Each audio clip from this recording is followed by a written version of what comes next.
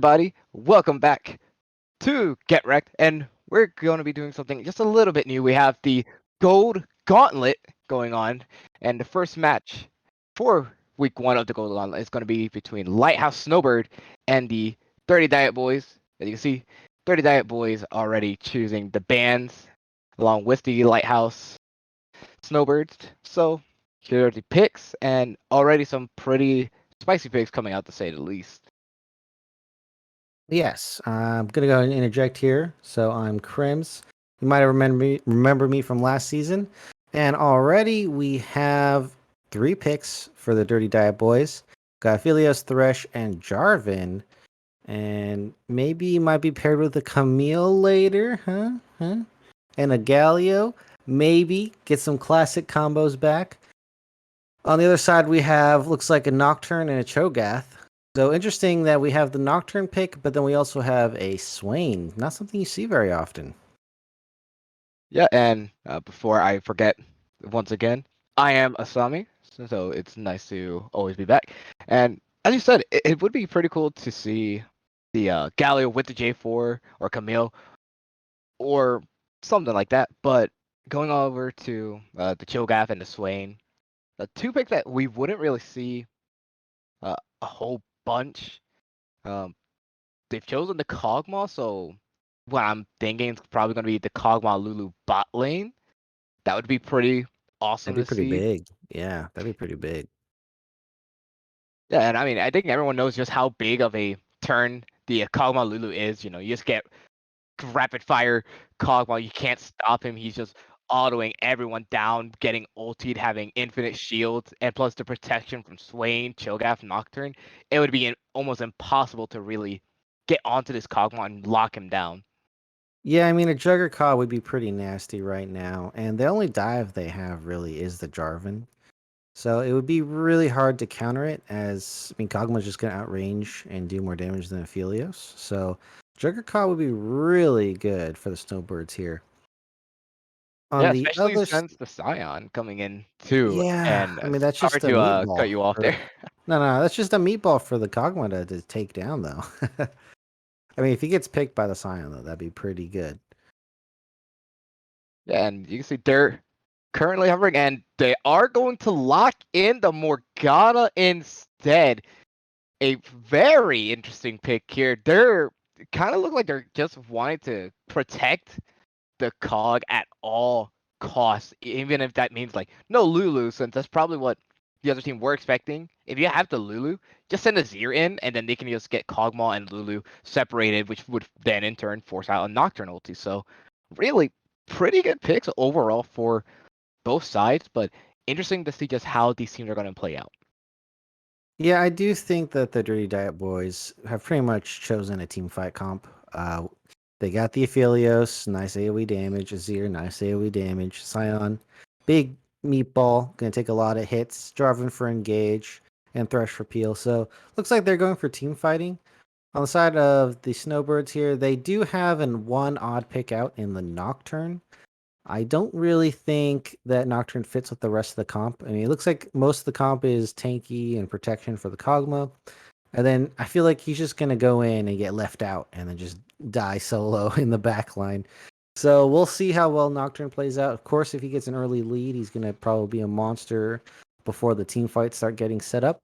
But the Morgana Kog'Maw should be pretty good into Thresh on the bot lane. So we'll see how that lane plays out. I still think Lulu would be a pretty good pick here overall, but it's gonna be the backline carries here. Who's gonna carry harder, Kog'Maw or Azir?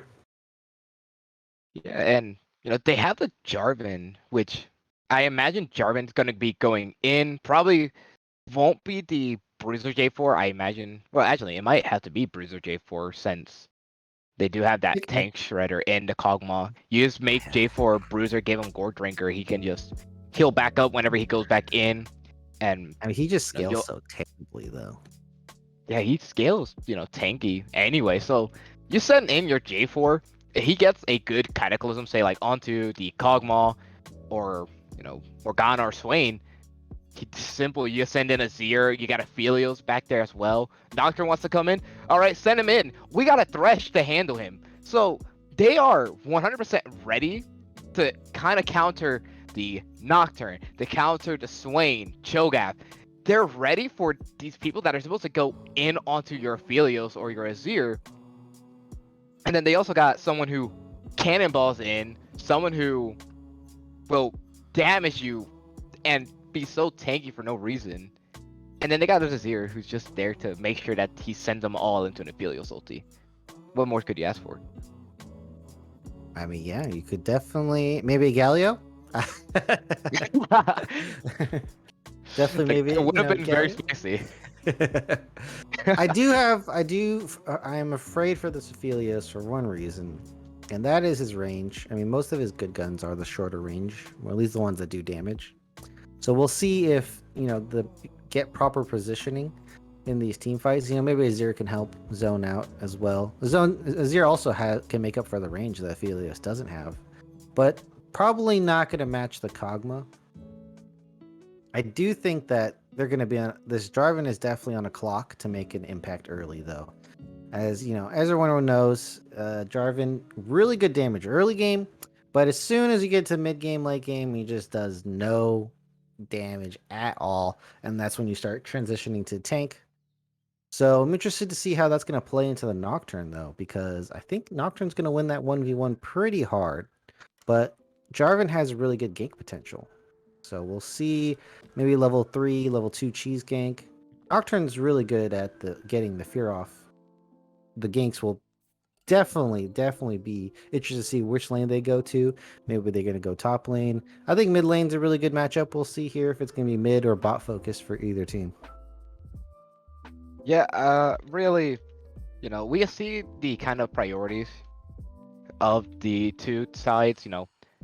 One side is we go all in to make sure we can wipe you guys out before Kog'Maw can really do the damage, while the other team is, well, we're here to keep our Kog'Maw alive, so we dare you to come on in. We'll send our Nocturne straight into your Aphelios. So yeah, you can kind of see both sides are just wanting to kind of teeter on the edge of we're full diving those backlines, but at the same time, you don't have the super strong mid lane power, I would say, of the Azir. Azir is going to be, I imagine, poking and taking out Swain, making sure he doesn't get any CS. So I am very curious to see if Xander's going to be able to handle the poke coming out from the Azir and whatever that may be. And just for everyone to know, we are currently in the spectator delay, so we will be having to wait those 3 minutes. And that's more time for me because I need all the time in the world to talk about this matchup here. So Azir early levels should have really good push into the Swain. Swain's got a lot of mana cost for his Q and doesn't push that hard. It's pretty good if he's melee range, but obviously shouldn't be able to get into melee range pretty easily with an Azir, who should be able to outrange him easily. So I think Azir should just be able to shove Swain in pretty much all game. Now, of course, Swain will have the all-in potential, but I think Azir's got some really good tools to keep Swain away from him. So I think Azir's just going to handily win this matchup if Nocturne doesn't intervene here. So I think Pagan's just going to be able to have an easy lane and scale really easy into the rest of this game. So I'm looking for Blue Dragon Slayer to go ahead, get early advantages, maybe set this Azir back, and then take the Swain with Xanderman and go into the bot lane and start affecting that matchup as well. Yeah, I could probably see once Pagans does hit 6, I definitely see probably a few group ganks coming in for the bot lane. I really, if Xander is running the teleport on the Swain, you'll be able to force out the teleport from him. You'll probably be able to force out the Nocturne ultimate, which is so handy for engages. And if your team is just forced to use it as a disengage, that immediately puts Nocturne in a much harder position to try and get into that back lane. And if Aphelios is just able to do what he wants, it's gonna suck, because then you just have to get poked down over and over again, and you just gotta kind of wait and chill until either Alizé or Blue Dragon do decide we can't take it anymore, or Swain ends up going in, or Okidoki has some big brain 5-man ultimate on that Morgana. Yeah, I mean the Morgana ult's going to provide a great deal of appeal for Kog'Maw, but unless they coordinate and engage together, I think Blue Dragon Slayer has to choose his moments very carefully here. He has two targets though, so he's got the Azir and Peggins, and we got the Pachatoria Philios to choose from. Now, I think if they're both together, they should be able to handle the Nocturne. So, it's got to really make sure that they're separated or they're in a bad spot to get the kills there. On the other side, on the top side, we haven't talked about this too much with Bubba Gumps versus Elise here. Now, this is a pretty fun matchup. I like playing either side here. I think Sion's going to win early, and Cho'Gath's going to have the scaling factor here.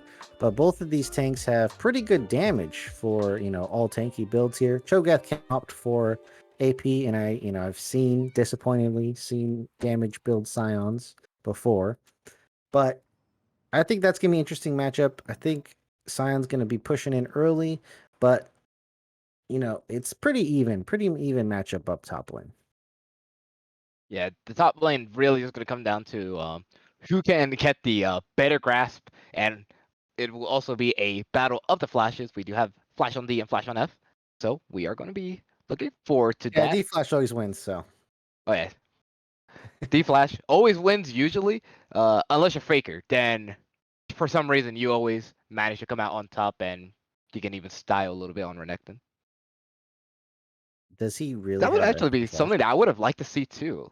Bringing out a Renekton maybe as well, put some more pressure onto Pachatory, so then he can always have a gang instead of having the Swain go in Yeah, I and think kind of they just they defending. I think they could have picked more dive friends for the Nocturne here. I think, Swain, great frontliner, but you already have the Cho'Gath as a frontliner, so I think I would have preferred a dive buddy for the Nocturne. Yeah, I think it would have been a little bit nicer to the to the side, but at the same time, we can't be picky, can't be choosy. Gotta take what we've been Well, given I'm going to and be have to picky see. and choosy. All Hey, right, if you're I'm picky going and to do choosy, that. so will I. And now that we're in, we finally start the matchup between Lighthouse Snowbird and Dirty Diet Boys. And we do see Dirty Diet Boys is on the blue side. We have Bubblegums on the Scion in the top lane, SGK, Mac as the Jarvan in the jungle, Pagans on Azir in the mid lane, and Pachatour and Captain Whiff as the Aphelios Thresh bot lane. All right. And, well, as you can see, the other side, a little bit, I guess, a little bit more interesting, to say the least. We do have the Cho'Gath in the top lane, played by Alize. We have Blue Dragon Slayer as the Nocturne in the jungle, Xanderman 132 as the Swain in the mid lane, and Sellout and Okidoki as the Kog'Maw and Morgana. You guys are not seeing it wrong. It is the Morgana pick, not the Lulu pick. They want to Yeah. add some more style into their life. Don't want to be basic. They want to be a more stylish duo. Okay. I'm gonna be honest. I definitely was zoning out thinking about the bot lane matchup as you were doing the introductions. I thought you would It's do so both interesting to sides. think about too. Now that I think about it, Morgana's Black Shield will stop the Kog'Maw from being pulled in. So it is a pretty good defensive support to have. Like I know Lulu's nice, but I also do like the pick by them to pick in a Morgana to keep the Kog'Maw even more protected. Yeah, I think the Morgana is pretty good into Thresh, which is why they did it. You know, the the pull in protection also, protects from the Azir ultimate as well.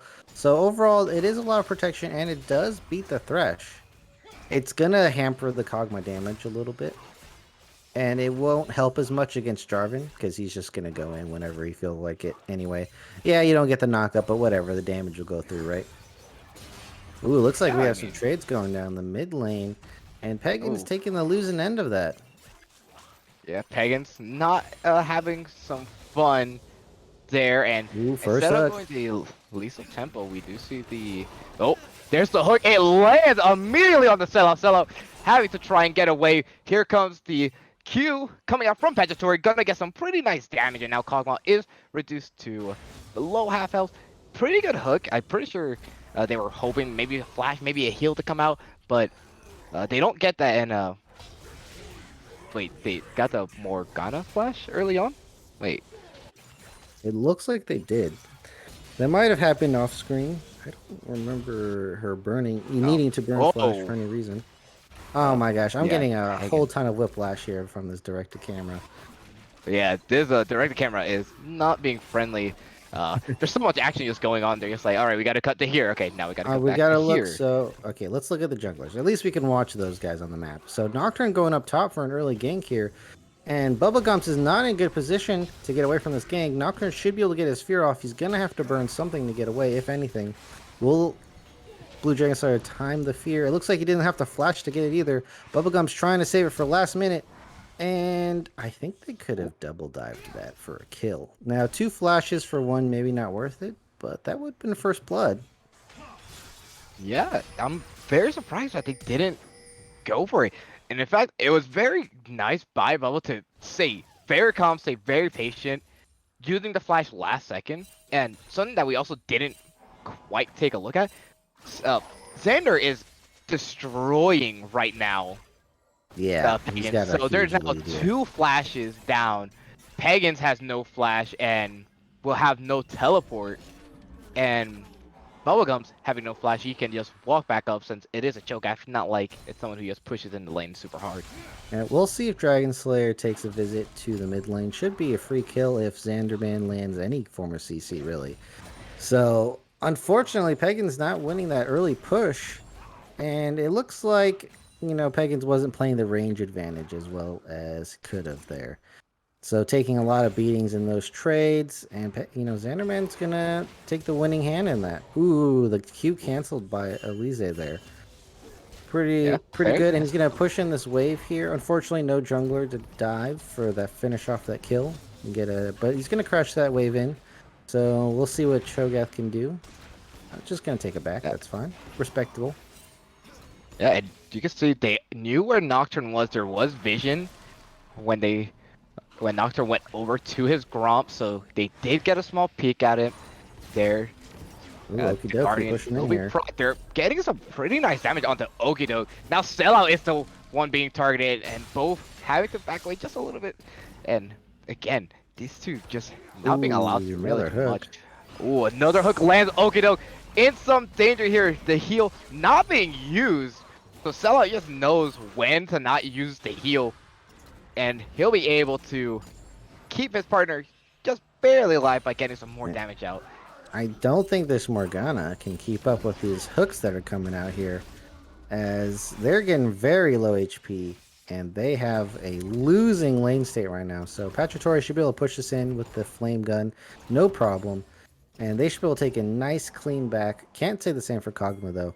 However, we have Blue Dragon Slayer coming down. I think they're going to be able to avoid the gank here. Yep, Thresh Lantern saves the day.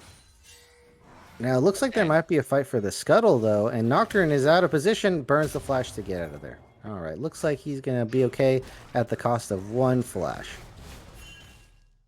Yep, the flash is burnt by Blue Dragon Slayer, so it is very unfortunate, but that is what happens when the J4 happens to be there along with a Thresh and a Felix who just have much more health than the other bot lane. I would also kind of respect it. There is a level difference, and now SGK also having to be a little careful. There's the big ultimate coming in. SGK coming down from Sion away after getting a pretty nice hook, or a pretty nice move there. They're going to be able to secure the dragon, first dragon going over to them, or to Lighthouse. They're able to secure even the first blood. Bubblegum will pick up 1 kill. SGK going for the kill onto Sellout.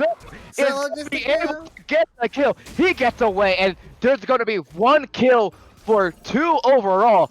Captain Whiff and the Jarvan fall to Kog'Maw and the Swain, and they don't even get the dragon out of it. Oh, that is a huge win.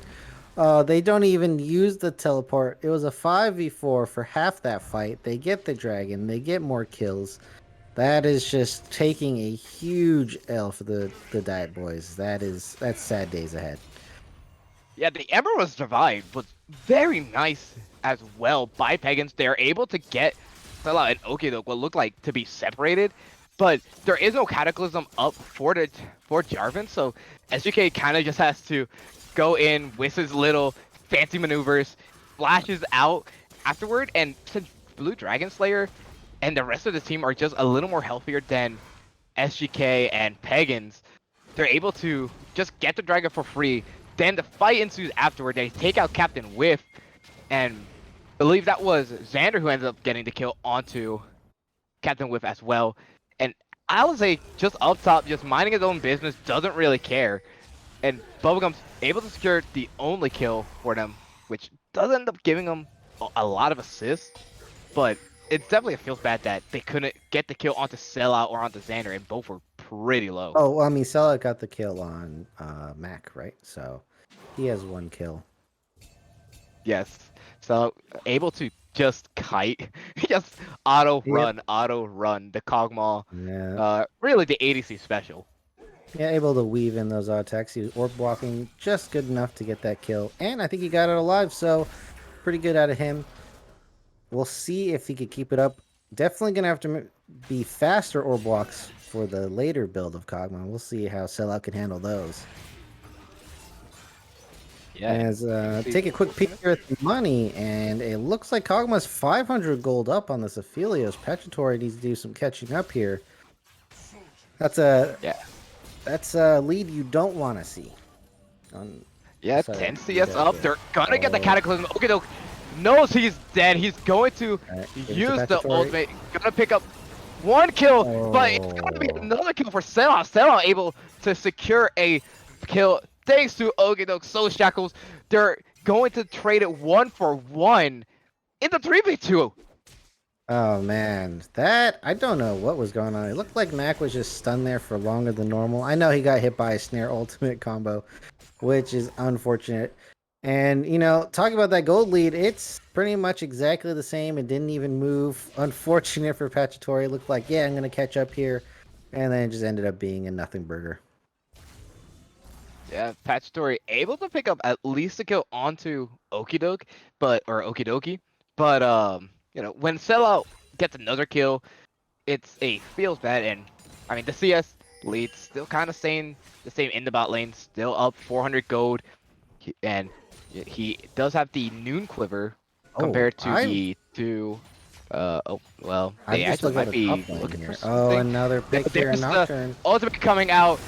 There's the Paranoia coming in. They're able to pick up 1 kill.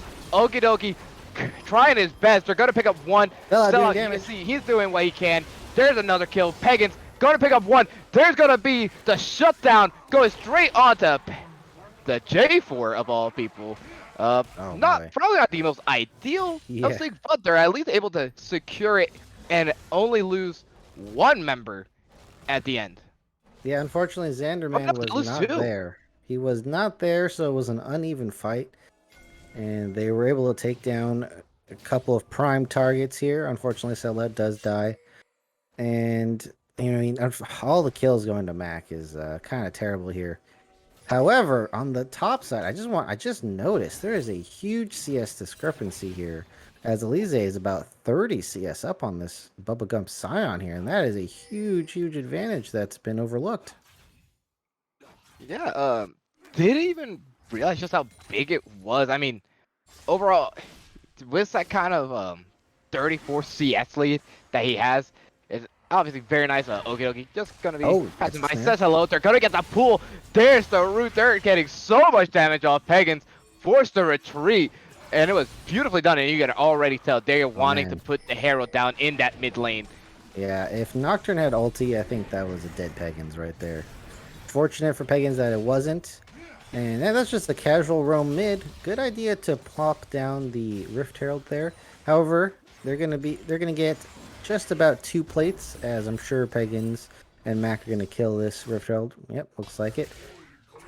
In the meanwhile, though, looks like they're being surrounded. 4 members to 3. It doesn't look like Dirty Diet Boys are gonna pull the trigger though, as Kog'Maw is free farming in the bot lane here. Aphelios pushing in the jungle, but he's a lantern for safety. I think he's okay. And he'll be just fine. Top lane, you know, they're doing what top laners do. They stay on an island, they stay isolated and alone, and they get a pretty nice hook onto Okidoki. And I mean, the hooks just seem to be a magnet to him. I don't think any hook has whiffed It's like Captain Whiff has not whiffed at all with these hooks onto You can Okidoki. shield yourself. It is a possibility. I know they tell you to always shield your AD carry, but you can if your AD carry is not that close to you, you can shield yourself. I don't know. I don't know. Stella does have to kind of be careful. There are 4 members in the area there. Then he just didn't. He just doesn't seem afraid at all. Looks But like they're gonna fight for it. And now you don't yeah, have to fight for this dragon. isolated. He's all alone. Oh Not even have no. the chance to get the lantern. He's gonna go down. Don't know why he was there of all places, separated from everyone in the group. Now Captain Whip trying his best to kite away from Xanderman, but he's being taken down. He will be taken out. That will be another kill, and Xander's on a killing spree, and that's the dragon for free off of the just misplacement of the ADC. Yeah, Pachitory way out of line there. No members in front of him, and looking down the barrel of a Morgana Q. Not a good sight there. And honestly, Nocturne could have pulled the trigger on his ulti too, so I don't think he was getting away anytime soon. And that's just going to hand over the dragon. And in my opinion, for either team, you didn't have to fight for that dragon. That dragon wasn't really going to change the game much. However, free dragon, well, might as well take it. Yeah, I mean, if the offer's there, you might as well just accept it. And you already know, with the Inferno Soul being up, they're all going to be fighting after these now. And, I mean, it's just too nice to have on either team. So now they have to fight no matter what. Now they have to fight. Honestly, if you really think about it, that part opens up to your enemy's jungle, and you have no members right now. He has been using the lantern to get to safety, but Thresh nowhere close enough for that time. And man, just unfortunate being caught out right before the dragon. Pro tip in solo queue, always avoid getting caught out right before an objective. You will win more games, trust me. You'll also get less flamed by the team. That is true. from experience, and the game seems to be paused. Yep, it looks like it. I don't know the reason. We can get our advanced team here to find out the reason, but this gives us more time to talk about the game. Yeah, and I guess the first thing we have to talk about is just the mid lane. Mid lane, kind of, you can see the difference there. 13 CS lead. They have the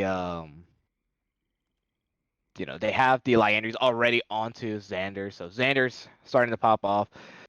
The CS lead has grown a little bit in the bot lane, but when you have 2 kills, 3 assists, I think you're fine being a Kog'Maw in that kind of situation. So, overall, both teams kind of sitting a little pretty, although if I am a Pachitory right now, what I'm trying to focus on is not getting caught out once again, because that would not be good. And I mean, you also, have the Thresh to avoid getting caught out too, so you have tools to get out of those situations. Just didn't play with them correctly. Yeah, it was just unfortunate. Like, Pachitory was caught there, but the lantern immediately came out. But Xander and Okidoki, and they were just sitting all over the lantern there. So they were just making sure he could not accept it. I think they may have put a ward down on it as well, just to make sure he could not escape. So Pachitory's like looking around like, I can't get this damn lantern. There's all these bodies in the way. What am I supposed to do here? And really, the answer is nothing. You can't. Once that happens, it's just, 1-2 wombo combo, you're gone. I mean, the counter was 30 seconds ago. That was the counter. The counter was, and turns out the pause is an internet issue. Believe it is with the ADC. They are checking to make sure he is all good. They're asking for ours, so think we may be set to continue in just a little bit, hopefully. Yeah. Well, peeking back at this top lane here, looks like the CS lead or CS gap has been closed a little bit here. Cyan making some headway on that. So with all the extra turret platings falling off here, all those extra golds going out, 2K gold lead is not really that bad. That's not unwinnable by any stretch of the beam, especially with your Azir and Aphelios, traditional scalers here. But, it's going to start getting bad if this goalie balloons up even more. Hey, Mealy bait him out. There goes the Cataclysm and the Paranoia. There is a small freeze on my end, so There is as well. do not know what is going on. Is it also happening on yours? Oh, okay. We're good. Okay, here we go. Good to go. As the game continues on, we do see the switch. It's big. That is a double kill. It is a rampage. Xander does not care. He's taking names. He's taking bodies. Give up the triple kill. Give him the 6-0-0. Swaying, baby. All right. I think Okie Dokie straight smurfed that fight. Lands a dirt nasty ultimate. Gets the snare at the end of his ear just for picking that up. And, I mean, Xanderman picks up all the kills, but he was handed those on a silver platter. Okie Dokie just performing absolutely amazing in that team fight. Yeah, that was the most beautiful bait I have ever seen. Xander just walking up, just like, come on, I know you want me, I'm all alone, I swear. And then out of nowhere, Paranoia comes in right after Cataclysm. That forces out the flash. And immediately, straight from there, they have no idea what's going on. Once Paranoia falls down, Okie Dokie flashes in, he uses the exhaust, he makes sure he lands the Soul Shackles on the two members, and Xander just explodes all over, and then the dirty Soul Binding at the end to make sure they can pick up a kill. Oh boy, you could not have asked for anything more beautiful than that. I mean, they definitely weren't expecting that. And as a Jarvan, it's really easy to go in. Not so easy to get out, though. So he had to burn the flash to get out of there and didn't have enough tools to get out, leading to the kills from Morgana and Xander there. So, unfortunately, it looks like this Jarvan pick, it had some plays earlier, but that mid lane play did not go the way they wanted. Yeah, and you can see now Sellout playing a little more confident. He does have to be a little careful, but since he does have backup on the way, he'll be just a-okay. But what also went through my mind was Cho'Gath ended up, I don't know if anyone noticed, he was a bounty for a little bit. He had a 150 gold bounty just from farming. I mean, yeah, what? Well, that happened. I mean, 30 CS up is going to do that for you. Oh, here we go. Yeah. We have a fight. This is a big one. This is exciting here. Cyan walking away. They're going to go ahead and shout at each other a little bit. The health bars go down a twinge, and yep, the fight's done. Oh boy, you could have asked for any closer a fight. I mean, I thought it was all gonna break loose from there, and oh boy, here comes more fighting. We can see that these top laners do not care. They want to get scrappy. They've realized they're getting no help whatsoever. They could give less of a damn. They want to fight no matter what. Oh, Pagan's caught again by Xander there, and he's just taking a beating in this mid lane.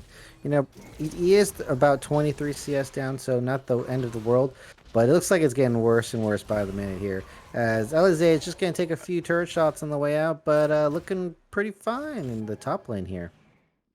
Yeah, and especially because he has 4 munches already. He's ingested 2 of the forest creatures, probably from the rocks. Maybe even a Scud or so. And he's also had the minions too, so he's sitting pretty nice, pretty comfy. You can already see Sion making his way down through the bot lane. They do have to be careful because there is a Cho'Gath who's pushing this top lane, and he has TP up. So this fight, I imagine, would probably decide who wins this game here, because if you let this team get any more fed, it's over. There's a binding. It is nasty. They're going to send the TP. Big Cataclysm coming in from SDK, but not a whole lot going to be done. Xander is in there. He's going to hit stopwatch, make sure he's just by bubblegums. Going to be taken out as well. Oh, Xander. Big Emperor Savai coming in. Aphelios gets 2 kills. He's trying his best to survive. Here comes a Paranoia as well. It is 3 members down to 2. There he comes. There he goes. It's going to be Dragon taken out. Sellout has to be careful just because he is a little bit low, but he'll be just fine. And it's going to be 2 members left alive. And it is Alize who's going to be left standing as well with a kill on his own as well now. That was a pretty close fight. I think, unfortunately for the Dirty Diet Boys, Azir wasn't able to get down a bunch of damage during the Cataclysm. However, excellent Emperor Shuffle at the end there. to pick up a few more kills and almost picking up Sellout at the end there, which would have been huge for this Azir. And that was an interesting team fight. As you can see, Blue Dragon Slayer didn't pop his ultimate early in the fight, and he waited and bided his time near the end to pick up the last kills. I think that was very well played by the Nocturne there holding the ultimate. Xander, of course, doing tons of damage. Unfortunately, did go down in that fight. However, it looks like they're just going to try to reconvene on this dragon here. Elise really far away, though, so this is going to give them priority on Dirty Diet Boy. Sign's going to go in here, engaging on Okidoki. Isn't going to get that as they get a hook onto Nocturne here. Looks like Nocturne's going to go low, but Kog'Maw's here to say something about it. Multiple members gathering up here. It looks like Elise finally got here on this fight. Cho'Gath could go ahead and get knocked up on the Sion. Sion going to try to tank it up as the Thresh falls down. Aphelios cutting back down. Cataclysm going to go out. Azir going to go throw out his ultimate, but that's not going to result in much.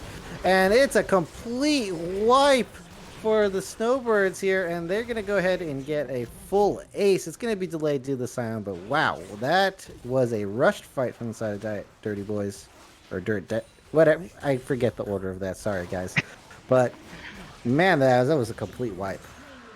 Yeah, Dirty Dive Boys, they realized that Alan wasn't there. They had the Kog'Maw kind of separated too, so they said, all right, we could take this fight, right? So they send in the Sion. Only one small issue.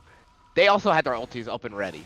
So as soon as they went in, you had Xander pop his ulti. Alizé was also right there, so it kind of was just for naught. And Sellout wasn't really all that much involved in the early stage, and then as it just kept going, he started to pick up these damage, picking up the kills.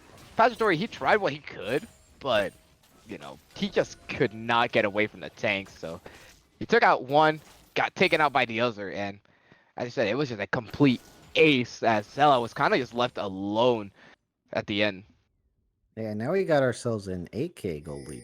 Absolutely massive. So it's going to put all the hands in the Snowbirds here, see how they're going to control the game.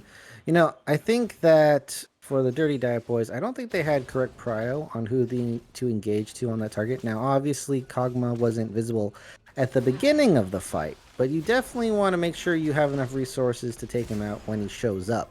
So I think they kind of blew a little too many resources and positioning that they had on the dragon to try to get other picks elsewhere.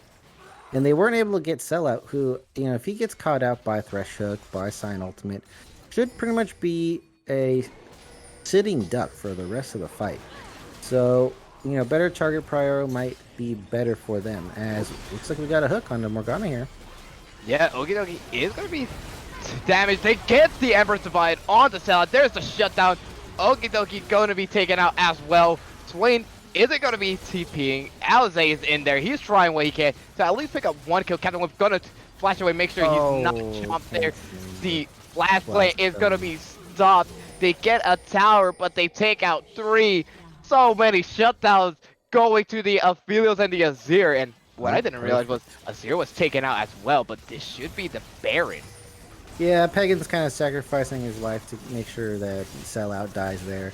And it looks like that was the appropriate choice. And, you know, as it looks like they heard what I was talking about, and they reprioritized to getting the pick onto Sellout there. And it looks like it worked out for them. Now they're having a bit of a decision in between stopping Xanderman and getting this Baron here. And it looks like Blue Dragon Slayer is going to pick up a kill there, but it looks like he's just going to go down straight after, sacrificing his life for kill support. I don't think that was the play, because now you give up this Baron here 100% with no smite for your team. And now we have a bit of a turn in this game. Oh, Sellout is going to try to kill off these Barons. Yeah, it looks like he's going to get some. Also TPing here, so do you see immediately they're going to take out the Sion. So Bubblegums will be taken out as the price to pay. But I think that is a price that they're having to pay at any point in time. Pajadori is in some danger. He's going to be able to dodge one. He dodges the other. There goes the Moonlight Vigil, but it's not going to be enough. Alizé laughs at your turret, and he laughs at your life. Another kill going to the Cho'Gath. Okay, so they got rid of some Barons, which is pretty good. Although they still have Barons left on the field, I believe. How many is it exactly? Is it 1 or 2? I think we'll see in a couple moments here. But they still have at least one. On the J4, I believe. Oh, they have 2. They have 2. Oh, they do have So two. Azir, so Yeah, they Azir's can push yeah. and get something. Now, it looks like, Azir's going to go in here. Black Shield not going to be in time. And again, Peggins is sacrificing his life to pick up the kill on Sellout. What can I say? He's a trooper. Yeah, he knows he knows who the true threat of the entire team is. So he goes in, he takes out one, and he says, "Avenge me, my brethren." And they do exactly And that. in those last couple of fights, Sellout died early, and Xander wasn't there at all. So that's going to significantly cut their damage in a skirmish or team fight. So that's why you saw such a lopsided victory for the side of Dirty Diet Boys, even though they were far behind. So I think they're gonna, on the side of the Snowbirds, they're gonna have to play it out a little safer. Make sure they're a little more coordinated before they take a fight or get caught, and that should give them the victory in the next coming fights. So make sure that you're grouped, make sure your team's ready for a fight. Don't get caught. Place the vision down, and you'll Oh, start picking up these wins again. yeah, they're gonna have to be maybe Oh, just a this is little it bit though. careful. Embers of Light is still down. Same with They're the all Moonlight grouped. Vigil and the Cataclysm. They're So at their strongest right now. They're all grouped, and they have position yeah, on the dragon. It looks like they're they're just gonna lose they're it just giving straight it up. up. Yep. Yeah. Yeah. No contest. I don't think. Maybe they were spending too much time clearing vision. It kind of looked like they were sitting around for a bit. I don't know what they were doing exactly. They had Baron, so they could have pushed lanes faster. I don't know what their plan was there, but yeah, they just straight up give the soul over, and that's gonna be huge damage for this Kog'Maw. And Nocturne's now gonna have more killing power on your Aphelios, and yeah, I think you should have fought for it. I think we all agree. Yeah, really, I mean, oh, well, that is a feels bad for Pagans. You And come he's out half from below the half spawn already. point and you immediately have to go back to the base so that you don't face a Great Scream once again. But I think for them, they were kind of just waiting on ultimate timers. I mean, you didn't have the Emperor's Divide, Cataclysm was still down, Moonlight Vigil was about to come up.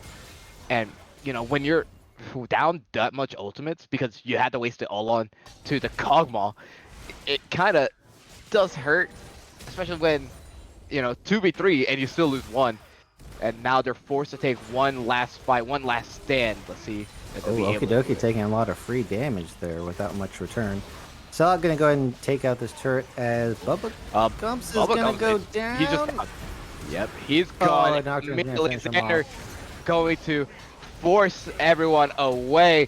Oh, that is a feels bad for Pegasus. Pegasus taking so much damage. You can see that SGK is doing what he can. They're trying to take out at least just one person. Big ultimate coming out from Purgatory, but it's not enough. That is the full team ace with a double kill going onto the Morgana. Almost everyone was a bounty, and everyone will be ending this game. It is Lighthouse Snowbird taking game one of the 3 games against the Dirty Diet Boys. Well, what was that at the end there? That was some weird animations going off. And that was Yeah, you can see on the stream too. It's just everything just exploded at the end. Kind of interesting. And man, that was a game. Lots of fights. A lot of the Fed members we wanted to see got fed, got kills. Cho'Gath was popping off. That was very good, very well played out by LHS there. And they're gonna pick up the first win, and it was at 28 minutes. Not too shabby. Yep, first win at 28 minutes. They'll take that, and they're going to force Dirty Diet Boys to go back, look at the drawing board and say, okay, where did we go wrong? What can we do just a little bit better come game 2 so that they can at least send it to game 3. Speaking of that, we'll be right back in just a little bit for game 2. See you then.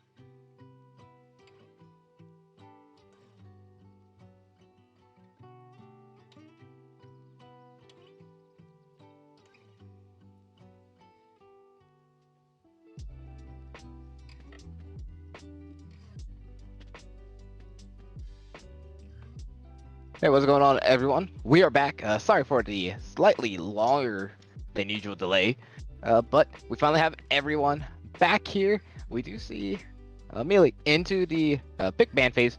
The immediate Swain ban coming in, and I like that ban a lot more. Giving some respect to Xander. Yeah, Swain plus WAN, which is an internet, together make Xanderman, so they just banned that out.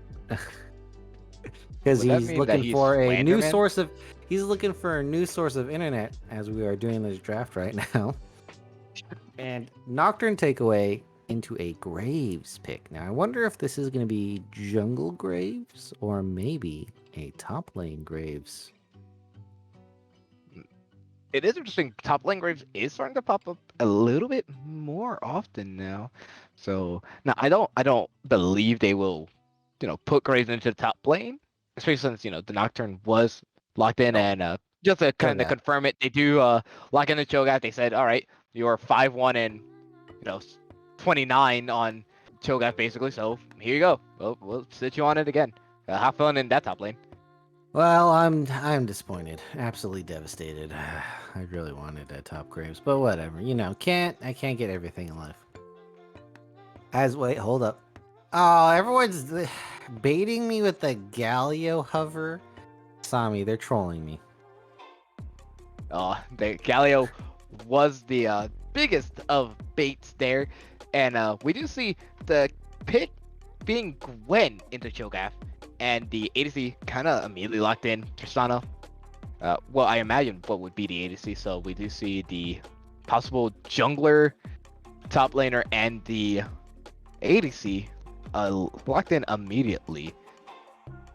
Gwen And, into Cho'Gath. Now, Gwen should do plenty fine in the late game in Cho'Gath, but the laning phase, not so sure about that one. as we have another Morgana pickup here. I guess you just banned Kog'Maw since you know that's what they want, and a Galio ban. All right, so I can't even. There's no way Galio gets picked now. All right, this is the worst pick ban phase of all history officially. How dare you? You ban away our chicken man? Come on. How could you? I wanted At him to least they got fly one so ban, right? high. At least they got the Kog'Maw. And a Ziggs ban. Okay, all right, Ziggs ban. Respectable ban here. Respectable Yeah. ban. Still don't know where that Corgi ban's coming from. Corky ban coming from. I need someone to inform me why this is a thing here. I imagine the mid laner is just a god at a Corki, so maybe that could be why the Victor ban is also there. So they do ban away the Victor. And one thing I do want to say, as you said, Ziggs ban is very respectable because you don't know if Tristana is going to be the ADC or if they're going to put Tristana into the mid lane. No matter what, always a force to be reckoned with. And when you ban away the Ziggs, you get more leeway to kind of pick in safety, especially since Ziggs is a tower-taking monster with that bomb. And it does look like it is going to be Tristana mid and Ezreal bot lane. Yeah, it looks like it's going to be Ezreal in the bot lane into Aphelios here, as I think Sellout just always wants to play hyper carries so far from what I see. And Ezreal Nautilus into an Aphelios Morgana. I think I'm just going to have to give it to the Snowbirds again here in the bot lane. I think they just, picking these engage supports or, hook champions into Morgana is pretty much just counterpicking yourself. So I expect them to win in the bot lane. And when Aphelios has his flame gun, should be able to just shove in Ezreal no problemo.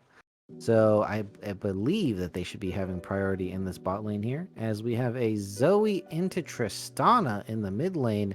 That's going to be a bit juicy. Yeah, the Zoe pick coming in is quite a interesting one. I do like it exactly, just because you want someone that can kind of match the power that is going to be it's going to be the Tristana. You just pick in Zoe, make sure that you can stay safe, you can farm from a distance, and if they do want to go in, you have to Sleepy Trouble Bubble as a way to keep yourself safe.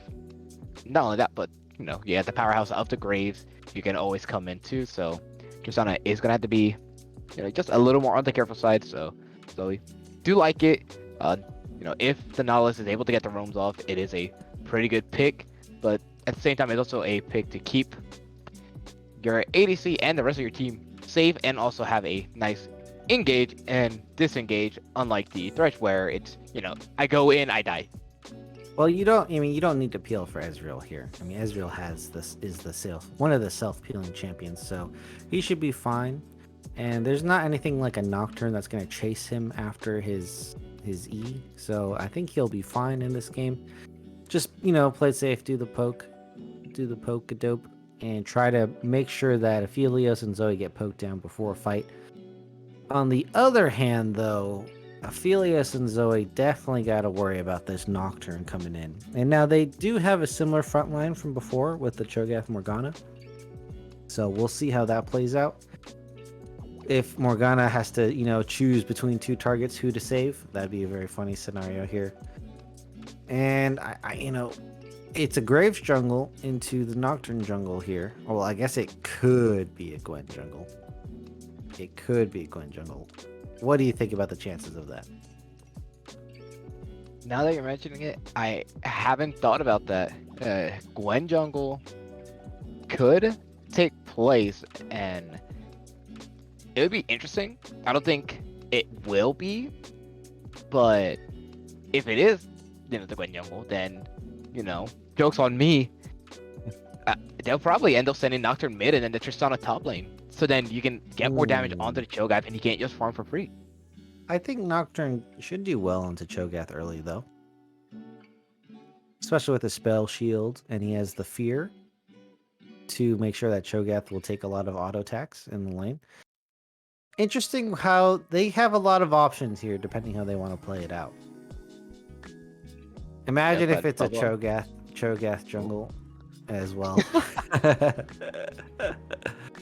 All that right. was the Shogun was too much of a menace in the first place. Let's make him more menacing. Let's make him wish these guys just never let Cho'Gath back on. All But right. Well, instead, it's not gonna be our dream. time to burn some dreams here. It is gonna be Gwen in the jungle, and it is gonna be Cho'Gath in the top lane here. Uh, a man can dream. Man can dream. Yeah, the dream, unfortunately, not going to be it. But overall, too, if we're speaking on just how the picks were, I do like the style of both sides.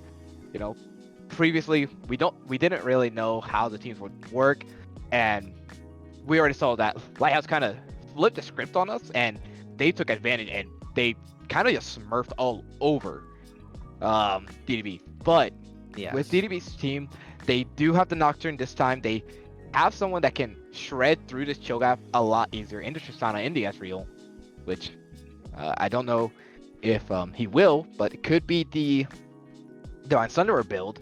And every time Zoe wants to try and hit the Sleepy Trouble bubble, you have a tank in Captain Whiff to get in front. So overall, a lot of these picks a lot better for really just both sides. They can go in, they can go out. They should be just fine as long as they don't make some silly mistakes that were happening in the first game. Like Yes. Pega's getting poked to almost 0 health every time he walked into lane. But what? Well, New game, new phase. Yeah, LHS, in this game they got themselves a pretty similar comp, but pretty much the same, roughly the same level of cohesion from last game. However, DDB actually definitely have a much better draft this time around, much more coherent team comp. So they have multiple divers here, but they pair that with a self-peeling AD carry in the Ezreal. So this should help them out in the team fights a lot more than earlier. Now we're gonna have to see how these skirmishes played out, because last game we predicted that DDB would win the early skirmishes, but it turned out that wasn't the case in theory, but not in application, as they lost a lot of those early skirmishes to theoretically worse skirmish comp. Yeah, what could have been a lot worse for the side of LHS ended up turning out to be their best friend. They really took advantage of DDB having to use these summoner spells so early. They secured a lot of these kills. They pushed themselves so far ahead, and eventually the other side just couldn't get out, especially because Aphelios is one of those champs you want to get him more ahead early on. And instead he was down quickly against the Kog'Maw, so Kog'Maw was able to get his items a lot quicker. They were able to get the picks, they were able to shred, and from there it was kind of just a game. But this game, not looking like it'll be that way. It is going to be a lot. Well, DDB I guess kind a of lot switched more styles patient in this one.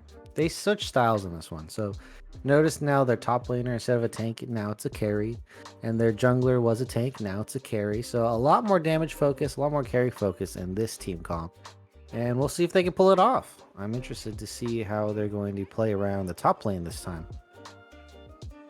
Yeah, with Bubblegums on the Gwen, since the Gwen should win early on against the Cho'Gath, it should be a pretty nice phase for Bubba. I imagine SGK will try to get a gank off to force Alizé to flash, so then there's more respect to Gwen come these early stages. But one thing we do have to also talk about, paranoia on the side of the Diet Boys. They're going to be able to force out a lot more respect, and that was one thing that you could tell from the Lighthouse Snowbird. They did not respect the team comp. They did not care for the team comp. This time, you have the Nocturne who can get into that back line and immediately shred if he so chooses to. And you also have all these 80 carries, all these hyper carries in the top laner that will shred if they're just left alone. So a lot more respect going to have to be given, and they're going to have to try and prioritize which threat do we take out first. And that is what is going to be very interesting to see for LHS on how they handle this DDB comp. Yeah, I think they're just gonna want to make sure they get the 5v5s with the Cho'Gath and Aphelios. That's a lot, and Graves as well. It's a lot of team fight damage. Morgana, no slouch in team fight either. Has her ultimate for multiple members, shields her hyper carries, gets picks, but she could also pick up a pick, to start the team fight off as well. But I think the key difference here is the Zoe. So Zoe is a poke champion, and so they have the Zoe Morgana combo. So while a objective is happening, I think we would like to see the Zoe Morgana team up to get a early kill before the objective goes down, which is not something that DDB has access to. They have Ezreal poke. However, they're not really going to get a kill with it. Maybe they'll poke someone out. Hopefully the Zoe or the Morgana or Aphelios to poke them out of the fight. But they're probably not going to get a poke kill unless they commit with an engage, unlike LHS's comp, who can get poked from afar and get a pick without committing to a fight. Yeah, and you can just tell like that DDB is just like, look, last time we played a little careless. We let ourselves get into this big gap. What if we just got viewed the guys this time? What if we just don't allow it? That was their decision coming into this game. Just like, look, we have the Halo Blades, we got the Conquerors, we got the Lethal Tempo. What are you gonna do? You gonna shoot us with your gun Graves? We don't care. You gonna shoot us with your gun Aphelios? You're gonna end up being on 10 ammo anyway before you have to change your weapons. We'll be just fine. Mm-hmm. Yeah, so something to point out, they are going to be fine if the enemy is in range. So Graves, Aphelios, kind of low range comp, right? Nothing high range. So if you get in both of their ranges, you will probably die. So we'll see if Mac can play around appropriately with the Nocturne, if Gwen on Bubblegums can get the W down to prevent the damage.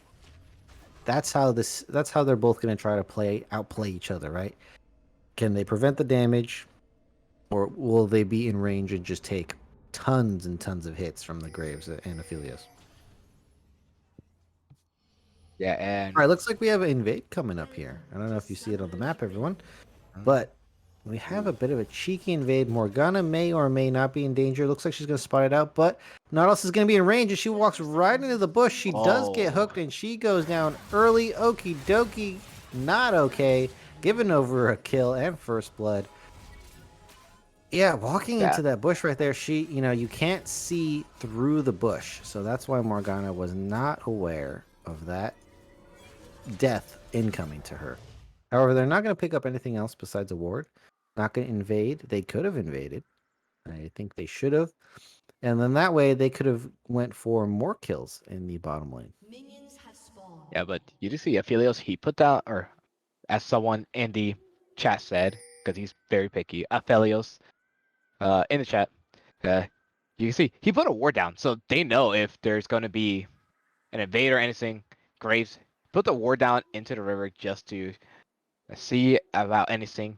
He gets the Oracle Lens, so they get the early kill. They give it to Tristana, so she has a longsword to start this out as well. And you can see Amelia just no respect over Xander. Tristana. Oh. If she was level 2, ooh, I think Zoe would be dead. However, that's a little premature coming out from Pagans, and so Xanderman's going to go ahead and be able to trade back as well. And just shout out to the chat here. I will say Aphelios' name however I feel like. That's going to be the end of that. Oh, wait, Xander level 2 though. Out so easily, so quickly. That is the easiest kill for the Tristana Pagans. He just knew. Xander knew as well. And right as we're saying, there's a Guardian coming out, sellout so low. And what a defense by Okidoki to make sure to keep the ADC alive. That is what we would say. Support gets the GG of the day. Beautifully done.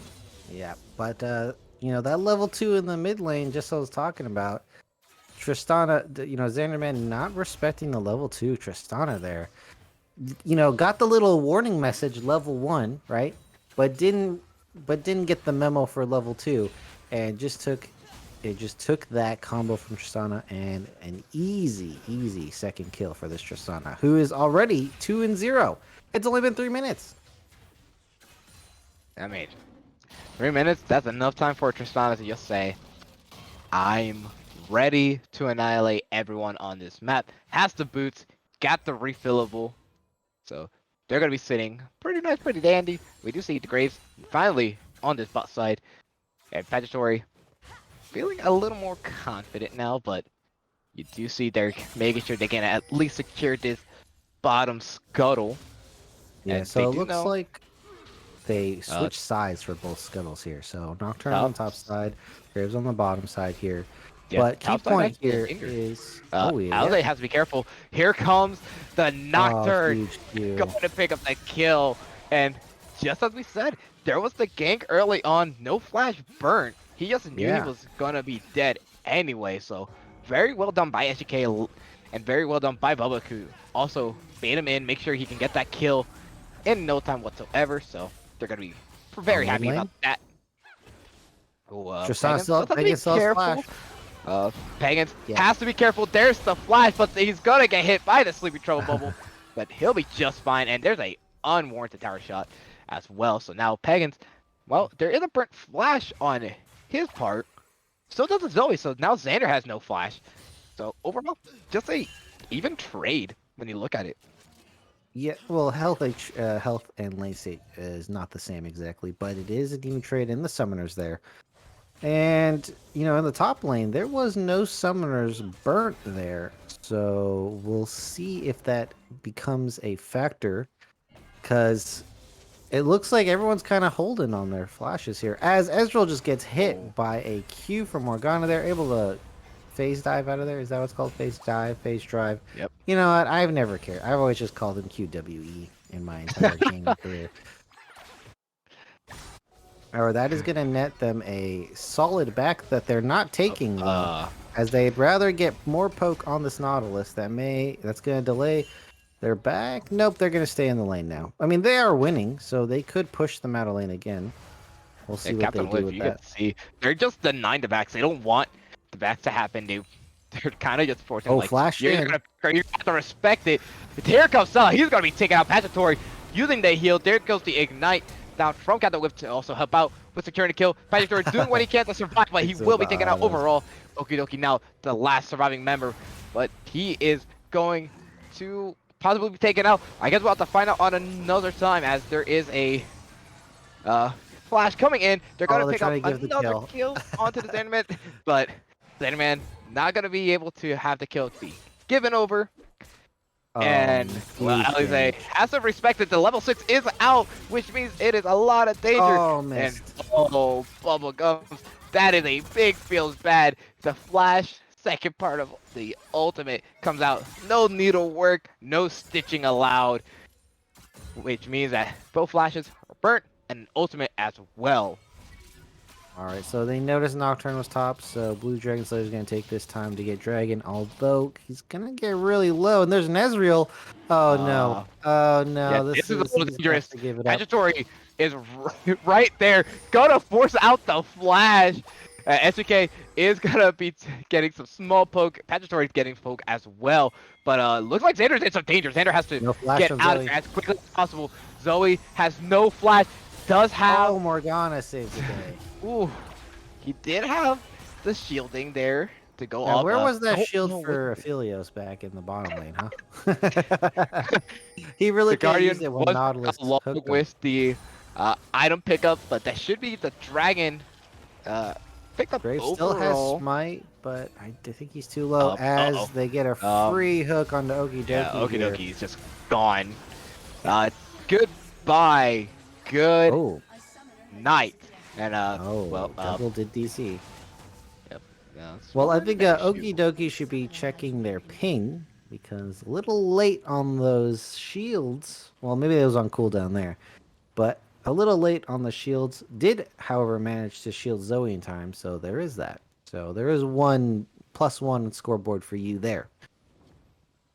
Yeah, Whip is landing a lot of these hooks, and these hooks are just so nice to see. I mean, if you're a support main right now, your entire heart is just like, let's go with, give him every single bit of honor right now. Yeah. And unfortunately, I think Blue Dragon Slayer kind of misplaying the route on Graves here. As not only does Nocturne have more kills, he also has more farm than you as well. And you didn't full clear your first route. And now your second round you're probably gonna full clear, but you're already behind. So this Graves has definitely been set back big time. Yep, and got a Is it small a freeze. bit of a freeze? Oh, there Okay, we go. okay, we're good. It's probably Um, due to these pauses. These pauses are causing these little freezes. yeah, and well, let's go ahead, take some time to look at the CS and well, Philios sitting nice and dandy on a CS, just a small 20 CS lead, Yeah, where did that something happen? minor. Yeah, I guess when you have a kill, you don't really need the CS. Well, I think he pushed in a pretty big wave, as well as missing some for the dragon there. But yeah, that is a huge lead as a CS lead for the Gwen over the Cho'Gath. But that one makes sense as the Nocturne assisted in that. Oh, trying to hit a Q on an Ezreal, that's fishing really hard there, as he can pretty much dodge at any point in time with his E. Yep. I thought mid lane was going to be a bit more of a snowball for this Tristana here. Now she is 3-0-1. However, I do kind of expect a bigger, gold lead for this Tristana as she's massively ahead. Yeah, she's actually ahead by 1,400 gold. That is nothing to scoff at. When you're a Zoe and you have to deal with this, it's just the worst thing in the world because your only escape at this point is trying to flash away and maybe a flash from Pagans as well if that's what he wants to use. But I mean, Yeah. it's terrifying. It's terrifying if you're anyone in the mid lane going against a Zoe.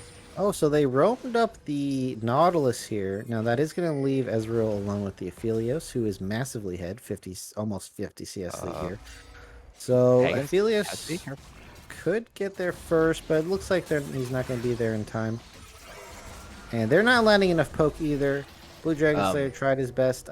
He doesn't have his E. He just used it. Okay, yeah. they're not going to go for the kill. They're going to play it safe. I mean, Zoe could hit him Mercy, at an mercy. angle. The mercy rule. I don't believe in that. They're like, I look, don't believe in that. we can't just like force you to try and get away. We don't know who's coming here, so we just leave you be. I like how Cho'Gath it's some true Cho'Gath damage coming out in the middle of that queue from the Gwen. I like how so Cho'Gath is such a man. He's just gonna stand there and take all your damage. Not even gonna try to dodge it or anything. Oh, 2v2 in the top lane here. Nocturne's gonna be a little late with his ultimate. And it's almost like it doesn't just matter at all. He's gonna be just fine. There comes the munch. That's gonna be one kill secured for both sides. The smite is gonna be coming out as they now on the run, doing what he can to try and escape, but it will be for naught. So they'll be able to secure one kill for another. But overall, Gwen was forcing out a lot just on her own. So the paranoia coming in was very nice to help secure it. That was close. She could have almost picked up a double kill. Wasn't fed enough yet for that. Nocturne just barely not enough range. And here we see a terrible, terrible state for this Ezreal, as these Aphelios Morgana are going to be freezing the wave in front of the turret, and they're just going to zone out this Ezreal. I'm assuming they're going to do that. Looks like they're not going to go for it. Probably afraid of the all-in here. But this is not helping Ezreal's situation at all. I want them to freeze in front of the turret. Are they going to freeze it? I can't. It looks like Morgana's trying to. It looks like they did. So they just froze it in front of the turret. So that's going to spell extra CS loss from this Ezreal here. However, they're just going to take the hit and run to mid lane or secure the scuttle for Dragon here. I think that was solo goad onto Mac as well. Okay. So this jungle mid duo here are getting things done though. Oh, that's a lot more damage than prior going on to Alizé, but he'll be just fine. Again, look at that, just taking it. He just does not care. He's just like, all right, let's fight. Let's fight. I have the HP. You thought you had control? No, I have control with the bombing cinder. I mean, for Respect real me. though, for Alize here, you can try to, you don't want to stand in the center. Try to Um, avoid that damage here. I yeah, I think was like, as soon as Bubblegums has the ultimate, if she did, she probably would have went in all in right there. Unfortunately, yep, looks like you're gonna burn oh, it there now it goes. here. Let's see if Uh, Cho'Gath's ultimate is in time. um, Oh, it oh, was close. It maybe hit a little more abilities. the flash was there for style. The Oh, it does munch get came tricked out, but it back was into that. for nothing. So I was a down some Bubba. Just displaying just how strong Gwen can be if you He bring a tank into the top lane matchup against her. Alize went for the steel, Um, the steel boots Pegasus, be there, careful. which is not going to do anything for this Gwen. So just taking full magic damage. Probably has one magic resist item built, but it's not much. So I fully expect this Gwen to be doing even more damage, even still, for this Cho'Gath here. I think went with the wrong build, to be honest. Uh, well, Riftmaker. Well, I well, think there is a Riftmaker is the Nocturne. Just main thing. So it's tough for Cho'Gath's boots build here, is that because another what Infernal? it It's looks another like. Infernal Soul, It looks like it. And that they're is already two worse. dragons in, so this dragon stacking starting pretty early here. They have a pretty good opportunity of getting it at before 25 minutes, or pre 25 minutes, which would be huge. Yeah, it's so ironic to look at this game compared to the other game that we just saw. The other game was just like this, but flip flop. And now you have you gave Bubba someone that's not a tank, and he's holding his own. Your main carries are fed. The Ezreal, he's not happy right now with the CS, but he's He's happy with holding. that kill. He has the Sheen there as well, so he's okay. He's He's scaling. dealing with life. He's got his tier. He's got his tier. You know, Meanwhile, though, on the side of LHS here, like the CS down, except for the Aphelios here, CS down in almost all the lanes, 3K behind overall as a team. Didn't pick up two of those dragons. This is looking like, this is looking like it's a sad story from here. yeah, it's a tale of two. It's a tale of two games, really. Yes, a tale of One two game games where was the opposite of this game, and we're seeing the power that this is a the CDB revenge can of the really Diet bring out. Boys. Revenge of the Diet Boys is what's happening right here. Yeah, there's a. They brought 4 people top. Yeah, they're They're gonna die to this. to retreat. Elise's gotta get out of there. Don't greed. Don't greed at all. You will. It's not worth it. You will get nothing for greeting. As Wind is Peggins just is, make sure Alize doesn't walk up at all. This is so gross. a one-man play This here. is not too Aphelios ideal. is Phyllis coming is in. so far away. Oh, Uh, lands the second Q. oh, Though, and that's okay. gonna spell doom Well, for Pachatory here. Pastatory, what was that? That's the only question I got. That's a Where's Gwen. the flash? That's a Gwen flying in right now. Yeah, and then And Gwen she's coming. doing. She's doing what she can, but that's a shutdown going straight out to the Aphelios. That is not what you want. You go from looking nice to going to not so nice. That's 2 kills now, and that didn't have to happen. That really did not have to happen. I think that's just miscommunication or something. I don't know. It could have happened a lot earlier. That is true. I think you would have had to taken a look at the top side, but you had plenty of members and plenty of safe places to teleport there earlier. And not picking up the kill on the Felios is just giving him a kill. So not only are you giving him money, giving the hyper carry money extra on top of what has already been given to him, you also die and aren't able to pick up farm. So that is a double bad situation for Bubblegums here.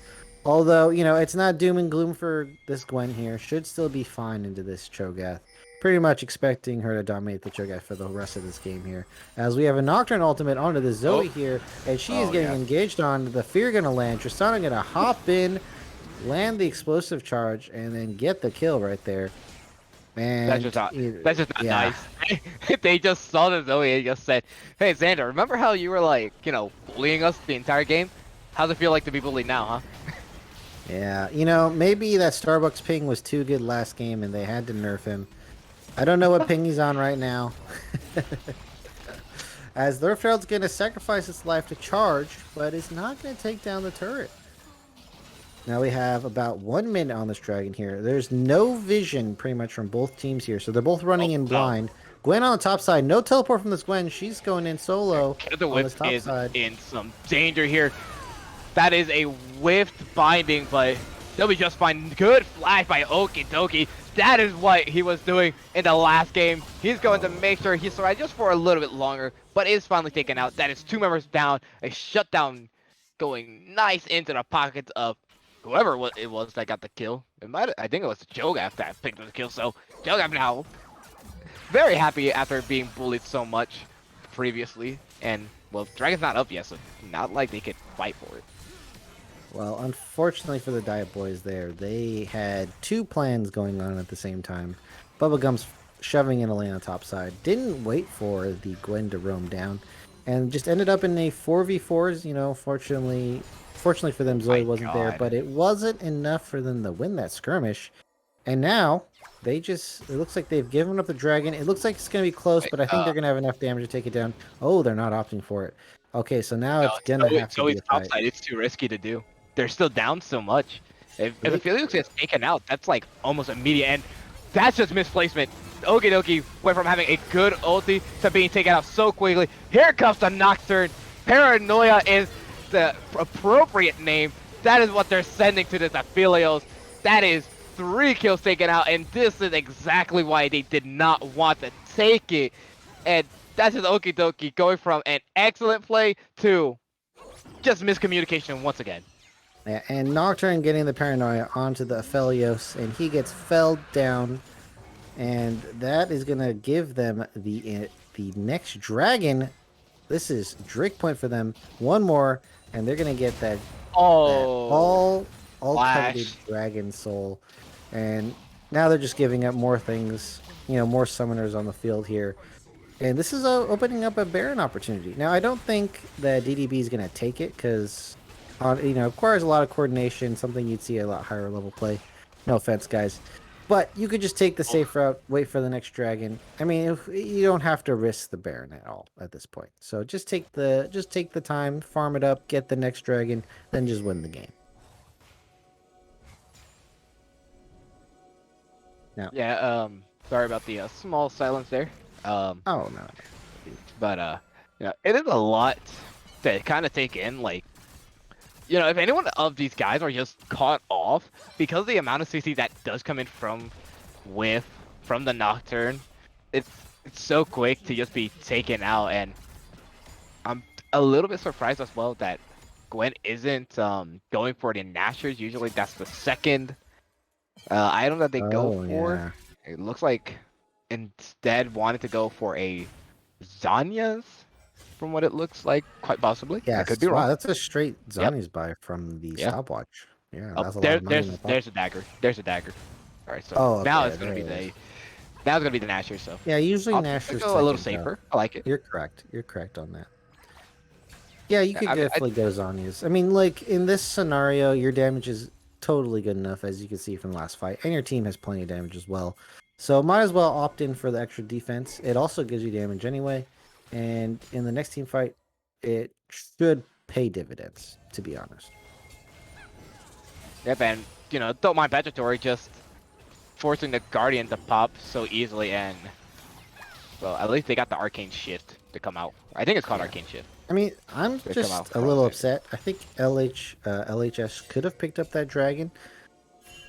I think they had superior positioning. They won the fight, and they could have gotten that dragon. But I think they misplayed the macro a little bit, and now they've put themselves in a 7K deficit, or sorry, 6K deficit here. And DDB is on track to be winning this game. Baron's up, but I don't think they have to go for it. Just make sure LHS don't go for it. Some kind of desperation Baron. Bide your time. Don't really have to do anything. Okie dokie. They might do they might try to make it play anyway. Careful. Yeah, I mean, already got caught out how many times this game? Maybe 2 or 3 times? 2 times, I believe, he's been caught out. And Blue Dragon's like gonna be safe using the little dash that he has. They're kind of pushing into the jungle, but they're not shoving the wave all the way. So that's why they're getting contested so easily. So notice how the enemy's being pulled into the wave now. Well, now you could have contested the jungle, but you weren't doing that earlier. But they don't really have the wards for it anymore. So that's the trick to getting jungle control. Shove the waves. Do it on both sides of the jungle you want control of. And then when they're catching the wave, gives you free time to go put wards, do whatever you want, get the camps. That's the Yeah, but strategy right there. that's just so basic to do, though. Why not? Why don't we just play an infinite game of ping pong, like how Cho'Gath and Gwen were doing for like the past 3 minutes?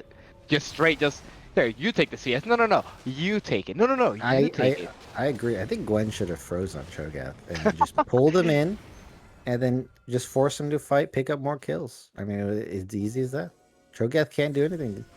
70 CS up is pretty big. You know, Gwen got the huge crash top side a couple times, but yeah, just freeze the wave. I mean, you don't have anything to do. All right, next dragon. Here we go. This is it. This is it. Do DDB win this game? We will find out in roughly 40 seconds here. Gwen already on the bot side. Probably could have been top side about a minute ago with her teleport again. Don't know why she opted into the Cho'Gath there. However... Oh, are we going to have members getting caught a little bit early? Looks like we do have some catches. Looks like Ezreal's going to try to chase down Dragon Slayer here. Not only going to burn ultimate. Okie dokie, trapped in a rock in a hard place. Yeah, okie dokie. Forced to use a Soul Shackle so early. Here comes the Paranoia. They're going to take out, or they're trying to take out Sellout. Sellout going to be able to do as much as he can, but that's going to be one kill. They don't even need the Infernal Soul to take out the rest of the members. Bubblegums is just in there. He's just fighting. He's like, I can take on anyone. Yep. I am the savior of this squad. Don't believe me? Just watch as I fight 2 of your members for free. All right, Nocturne gonna pick up the soul here, and this, you know, it's not GG as in the game is over, but this game's gonna be over, guys.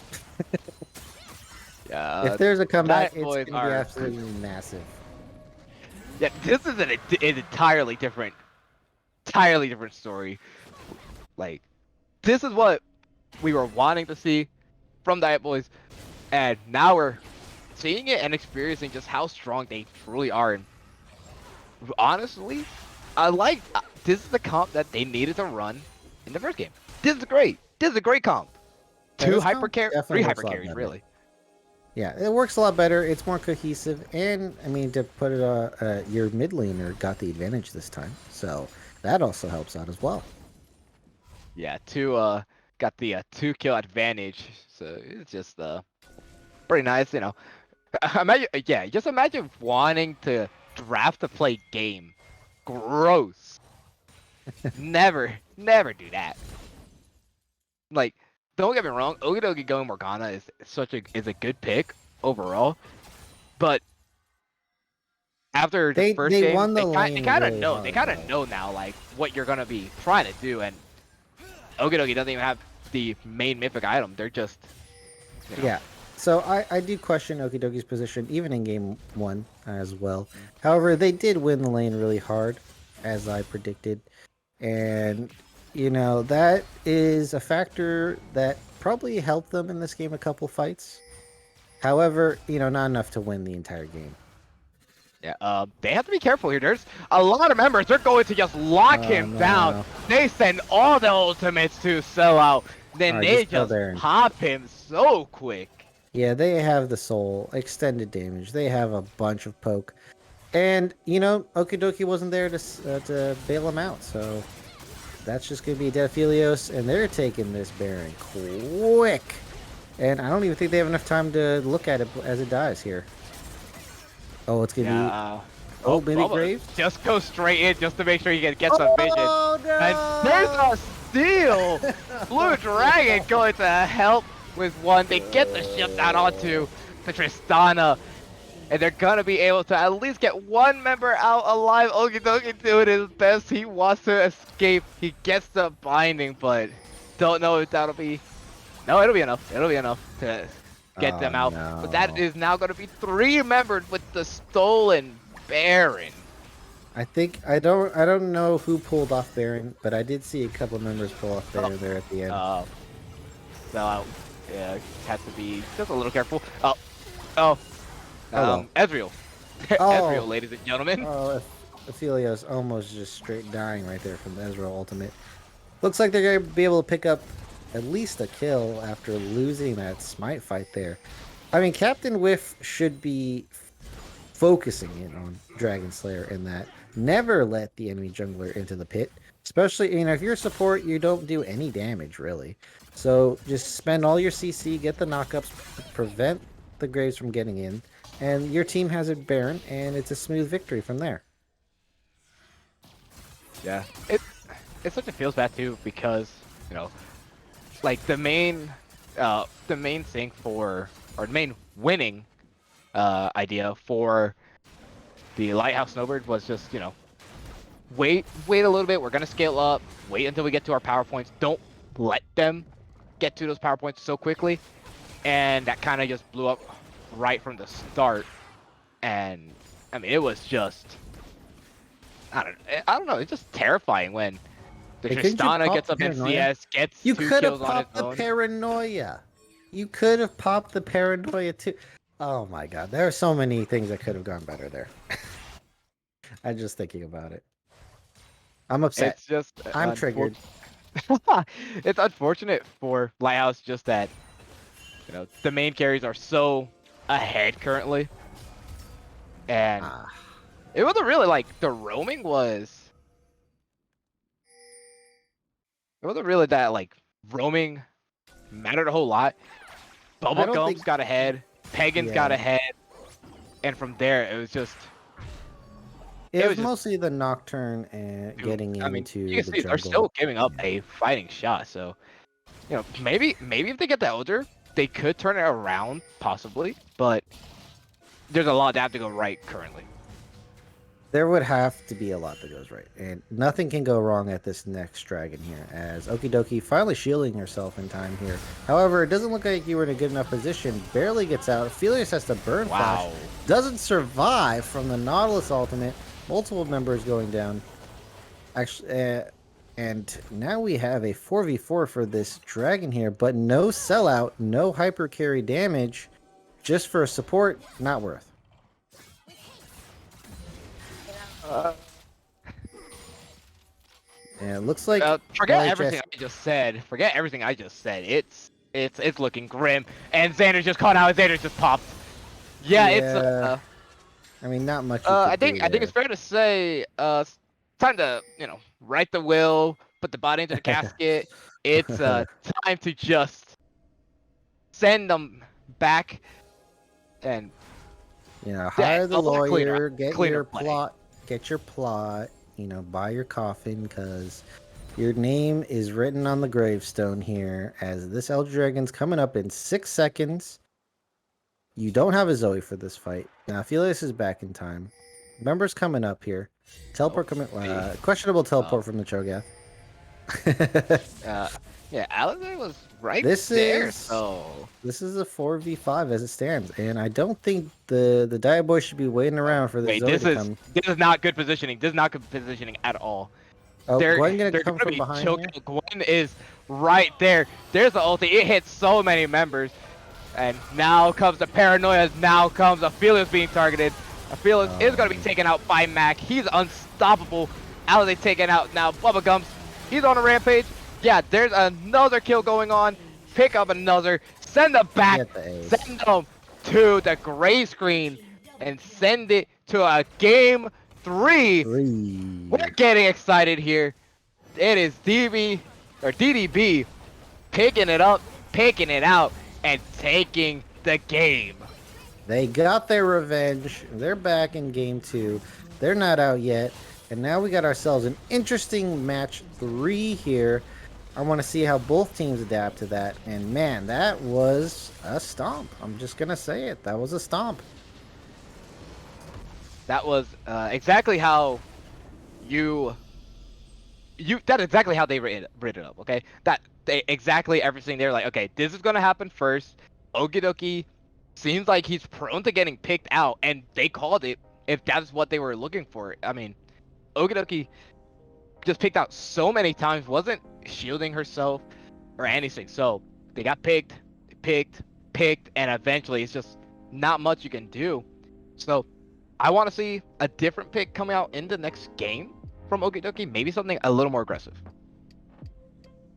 Well, if you get picked out and then you pick an aggressive champion, I think it just makes the problem even Well, worse. something aggressive that you also have a laner to help you out with. Don't get scared. Don't let yourself get picked out over and over again when you have a flash, when you have the gray shield, because then you're just giving them a win for free. Yeah, maybe a Karma could get you out of those sticky situations with the shield speed boost a little easier. I mean, Morgana's not bad at getting out of, terrible situations either. So, maybe finding a better pick or picking something better for your top side here. I think the Gwen pick was very pivotal into this Cho'Gath. Very good counter, and Bubba did great. Lots of damage, lots of split pushing, had a huge CS lead. Tried to affect the map, did die to that Aphelios early game, but picked it up the rest of the game. Nocturne Tristana combo in the mid lane versus the Zoe was also extremely pivotal, and I think they just need a better top side in the next game. Yep, and we'll see as we will be back in just a few minutes with the final game. Stay tuned.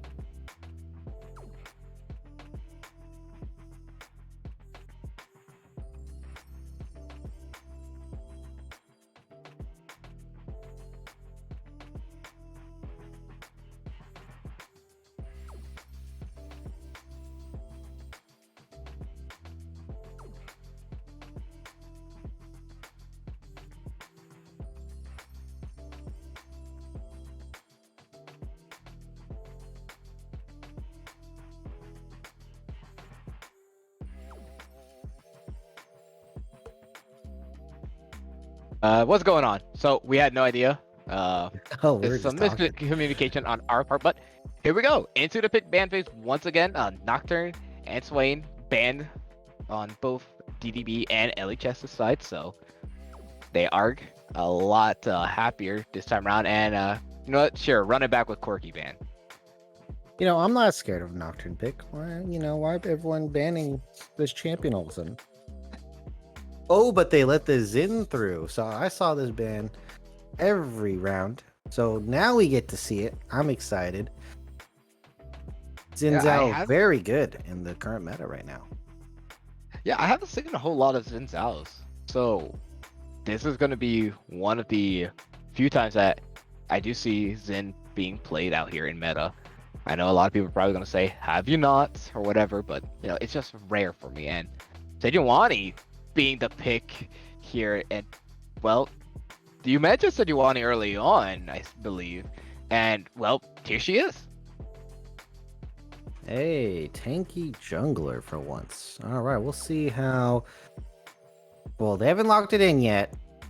They haven't locked in yet. I'm gonna wait. I'm gonna bide my Mhm. time. Okay. It Okay, is. there you go. It is locked. Sejuani and okay. Monkey King is out on the rift, ladies and gentlemen. Straight Wukong takes the Wukong stage. pick. Now, are they gonna try to flex it, or are they gonna go straight in the top lane here with this Wukong?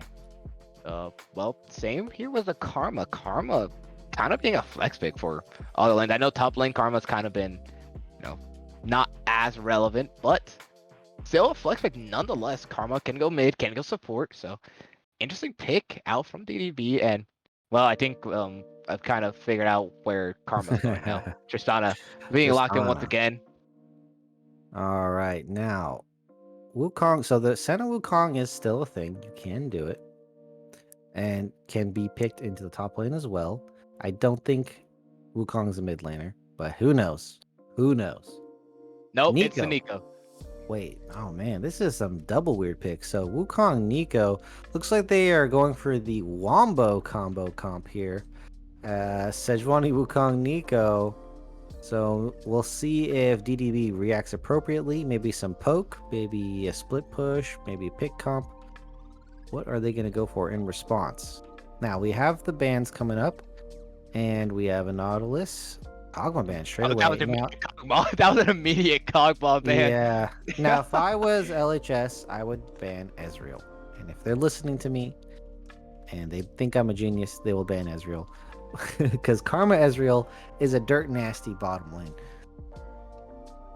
Nope, they don't ban care. away the Thresh. So they believe there's going to be a Karma top lane, possibly, or they're just trying to force Karma into the bot lane here as the support. But I don't know. It could be really anything here.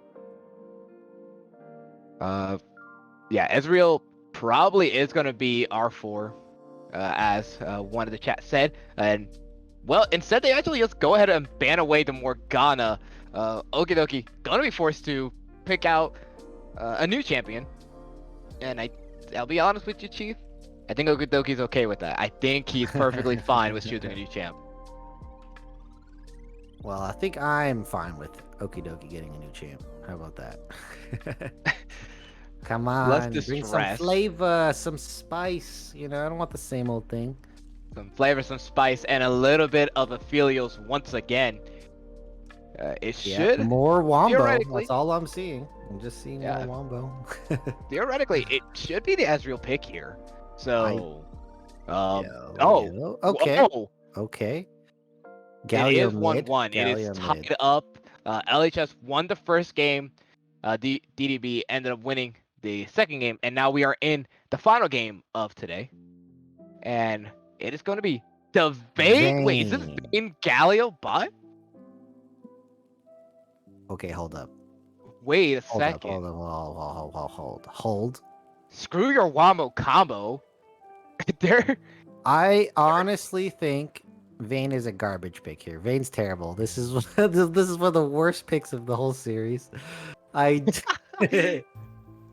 I don't care if it pops off. It's a terrible pick here. Oh, and here's Seraphine. They're really pushing this Wombo combo that they want. Not sure. Encore.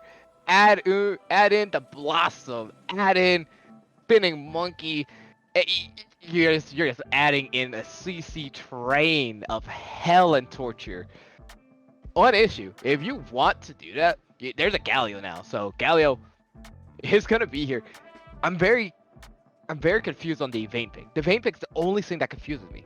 I mean, Vayne is susceptible to Wukong. She can get hit by Nico. She can get hit by Sejuani. She can get hit by Seraph. Everyone is in range for Vayne here.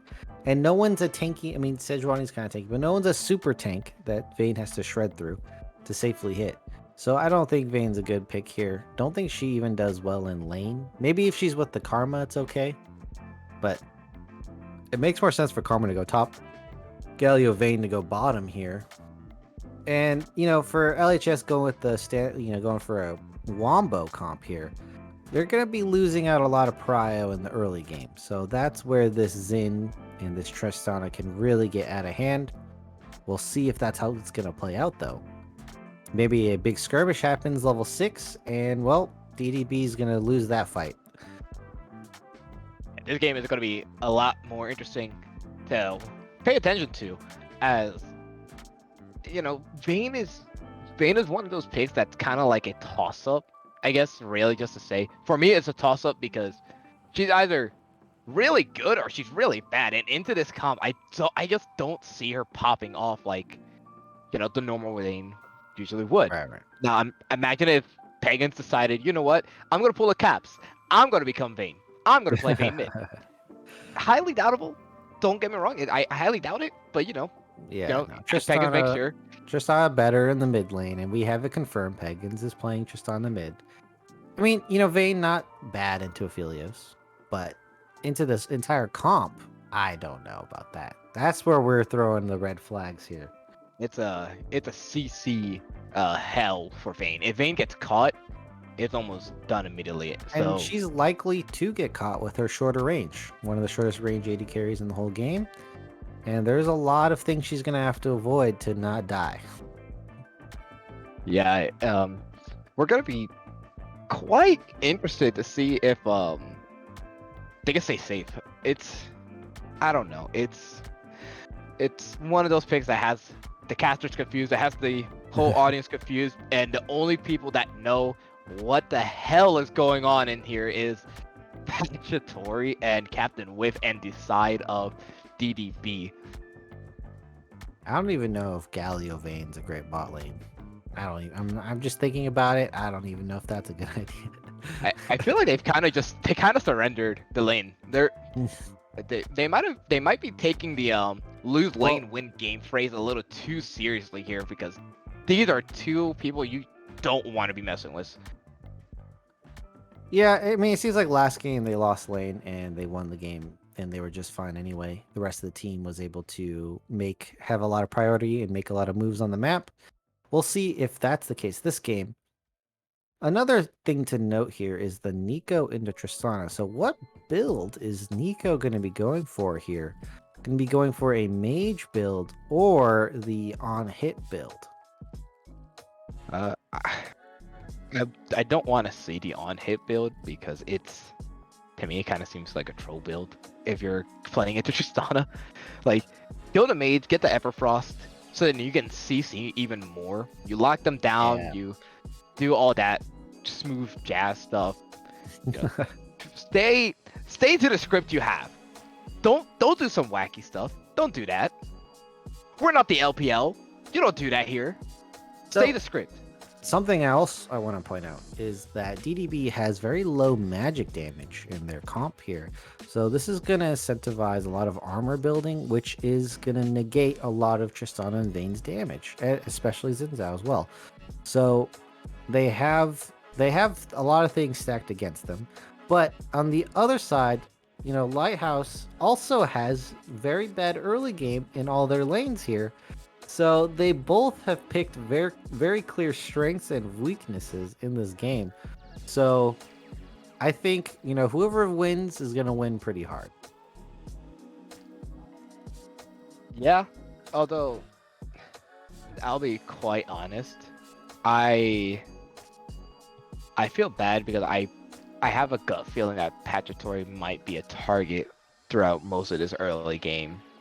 So if target by far. Yeah, if they decide, you know what, we're gonna full send this Vayne into 0-11 hell. Yeah, good luck climbing out of that one. That's a pretty large steep to climb out of. You have a Vayne who's basically non-existent by that point. So if Vayne is, put into the dirt early on, get ready for a very long game. Even with Tristana, you don't have the Gwen this time as the hardcore backup, and Alize is playing a champ that's not the, it's not the Cho'Gath, so it's a lot of differences other than there is a Karma though, so Karma can spit out tons of shields, massive healing with the Moonstone as well.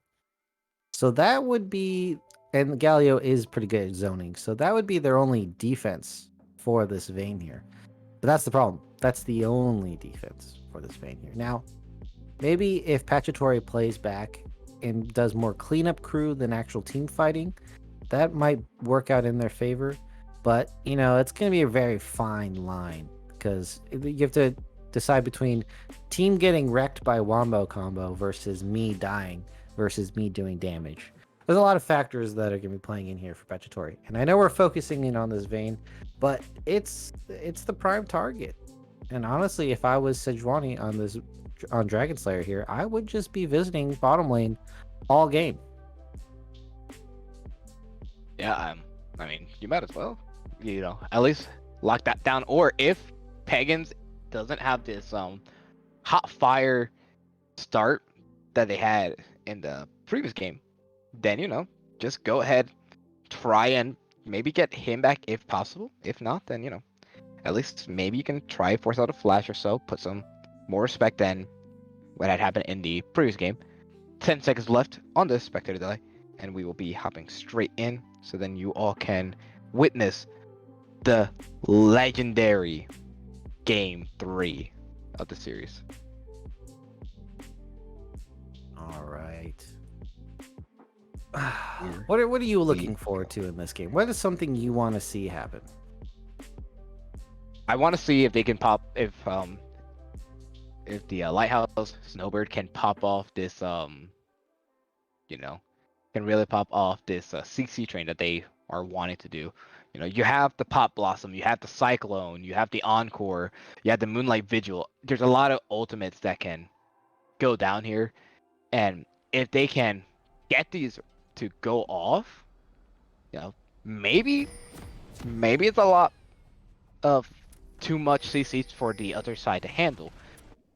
But at the same time, there's the Xin Zhao, there's the Tristana for the other team, so it'll be a little difficult. But I definitely want to see if Lighthouse can pop off the CC train, or if not, and they're about to invade once again. This is scary. This is very scary. They're doing it again, and Sejuani. Oh, Sejuani saw that. There's no way. Yeah. Dragon Slayer saw that. Yeah, they know. They know this time. Yeah, they know this time. Oh, they're sticking to it though. So if you see something like that, I do advocate invading on the other side to get vision, get some wards down. Very valuable information to see where the jungler is. Looks like they're just gonna sit tight though. Don't want to rock the boat. And oh, wait, are they gonna give they're gonna give it to Karma. Oh, Tristana wasn't around, so they can't give it to Tristana. So Karma getting that means that she will be able to get a level. I know it doesn't seem like much, guys, but killing that ward gives the Karma ability to get a level if she got full XP on the first wave, which would be very advantageous in getting an early advantage up there. So let's pay attention to that, see if Karma gets level 2 off the first wave, and see if she takes over the lane from there. All right, Xin starting top. Then we have the Sejuani starting bottom. So they're both aiming to gank on opposite sides of the map here. Pagan's going in early again. And let's see if Xanderman will respect the level 2 this time. All right. I really hope so. It looks like he is. And he even started out with the root just to make sure. Pegasus is pushing Xander away as well, just to make sure. And well, we are already seeing the kind of hell that the bot lane's going to be. Waiting for level 2s here. Yeah, the Seraphine should just be able to manhandle both the Galio and the Vayne in the bot lane here. Alright, Alizé doing what he can. Bubblegum's gonna get level 2. Bubblegum's level 2 early. Wukong has to back off now. Pagan's level 2. And no level 2 kill this time. Looks like the respect was given. Oh, Galio, not fast enough. Massive poke coming down here. As expected. Now, and this is what we would see. This is exactly what we were planning to see throughout this entire game here. And especially with Alizé, like, he's not going to have fun here. Pegasus actually was able to get the jump off before the CC, so he'll be just fine. It looks like Zin's also ahead. One camp entirely. So we'll see if Xin will be able to gank bottom in time here. That looks like what they're looking for. paying attention Yeah. to the map. So this is where this is a very fine edge to dance here, and it could swing hard either way. So these first moments are going to be very important here. And there is no ward as well, so no, Zen actually, coming down. Bubba's going Zen's to going for a be gank. safe back. Yep. Zen going There for a is a gank gank. on the side. There's the flash being invested by SGK. There's another flash coming out, but 2 flashes are gone. That'll be first blood. Give it to the Galio, and that is heartbreaking. Captain Whiff. He's not whiffing today, boys. He is on it. Yep, and Sellout and Okie Dokie should have 100% knew that was coming. It's 340. You know that's around the same time a gank should be coming up. And should have predicted that very well out from the Zen. And they didn't, and they were pushed up. They didn't have any wards, and that's why they died to that gank right there. Yep, no vision, no wards equals no summoner spells, and out. And they get 1 death. Not 2 deaths, Well, just the 1. Just the 1. Looks like Aphelos isn't going to lose much though, since they're pushed up and they weren't able to shove the wave into the turret, which actually now is going to be a bad position for Vayne Galio if they freeze that right in front of the turret. And looks like it is frozen, and now it's just turned into a bad position for the Vayne. Pat knew immediately, throws out the sad cat. Just 100% knew this was not fine for her. I kind of They did blame not like it. I blame Mac there. He should have pushed out the wave with them after the kill. You wanna know who I blame? Who do you blame? Society? No. Oh, I Pagans. never. Wait, Pagans actually is very low. Pagans has to be careful. This is close. They're gonna play on the knife's edge Oh, here. they're on sword actually. So he just decided to just go straight with the long sword and the potion. Got a potion. So. Yeah, the potion popped though, so gonna have a HP advantage. Is there a jungler willing to show up here? No, but Captain Whiff is willing to make sure Xander that has a no flash shenanigans pop up. Xander popped flash already, as you can see there. Yes, Xander was forced to flash early on. Pagans hopped over while there was a bomb on Xander. Full bomb would have meant that a barrier would have been forced out from him, so just better to retreat. And this is not good. This is very much it's just electrocute. And there's another flash being forced out, but I hate to see it. that one's all Xander. Xander did a lot better that time. Yeah, hate to see it. Still at the barrier, so could have baited in Pegasus at any point in time. And Karma expected lead in the top lane here, ranged champion into melee, even though it is Wukong. And getting the ward level 1 actually helped out a lot. Was able to get level 2, shove in the Wukong, get poked down. As we have an Nice engage condemn. here. Okie dokie, almost caught out by this by the taunt there, so it'll be just fine. And Looks like they're gonna Lucky finally Ball break there is this a freeze though. Yeah, they finally broke the freeze after like what, a minute and 30 seconds there. They're able to finally break it. Now they have a slow wave pushing in. Sad Bane. Yeah, they have a slow wave pushing in. Oh, ooh, wait. big Captain engage. Whiff goes in, takes out Okie dokie on his own. He really is the captain right now. He's not letting anyone get away with anything. Are they gonna reverse freeze? Where is Dragon Slayer? Oh. I need to see Dragon Slayer do something on this map Oh. here. There's Blue Dragon Slayer. He's going Oh. to find Bubba, but luckily Bubba is going to be just safe up. Tries to go back to a ward, but going to poke him away. Dragon Slayer, I think, should have made a gank towards bottom lane. That's the lane that you want to make sure wins, and it's easy to get the kills there. So far, just farming it up, though. Yeah, it's just farming season for the top lane right now. I mean, if your bottom lane or Never any gamble. lane's freezing in front of their turret, you visit them because, it's a free kill.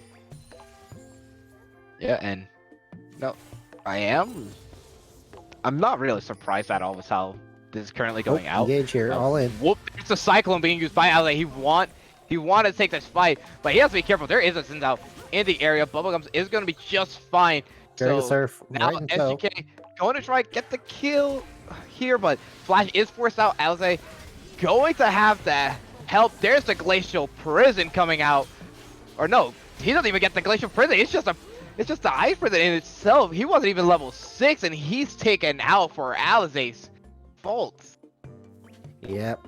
But behind there on the clears, wasn't able to get level 6, which would have helped in that skirmish there. Although I don't think would have resulted in any kills.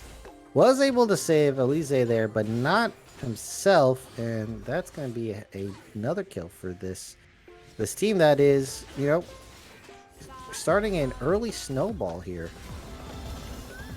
Yeah, honestly, I'm very surprised that Alize chose to go in right there. Like, that's not a it's not a wise choice. More than likely the jungler's still in the area, since more than likely you both saw him. I mean, if Sejuani's there, there's no jungler bot side, they're gonna be top side, right?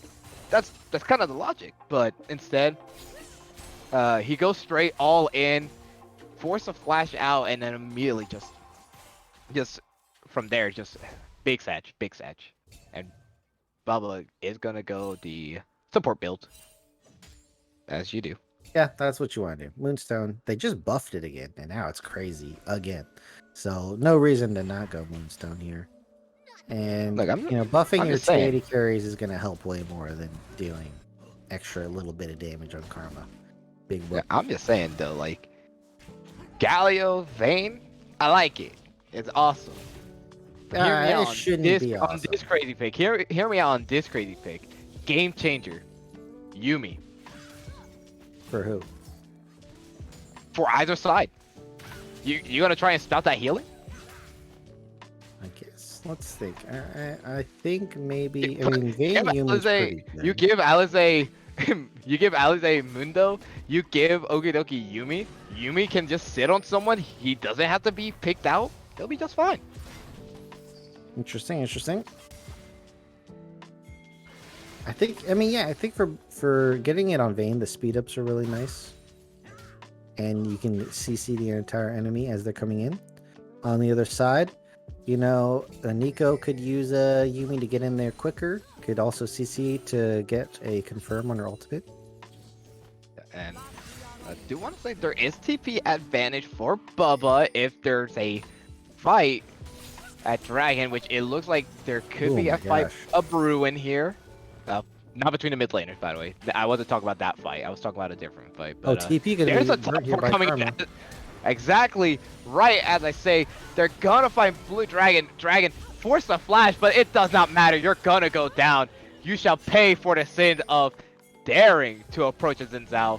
And Pagan's now in some danger, but here's the taunt. It's gonna be a massive 3-man taunt. Aphelios taken out. Here comes the stun, but everyone just flashes away. They didn't even care about Xanderman's ulti. Captain Whip, he's on a killing spree.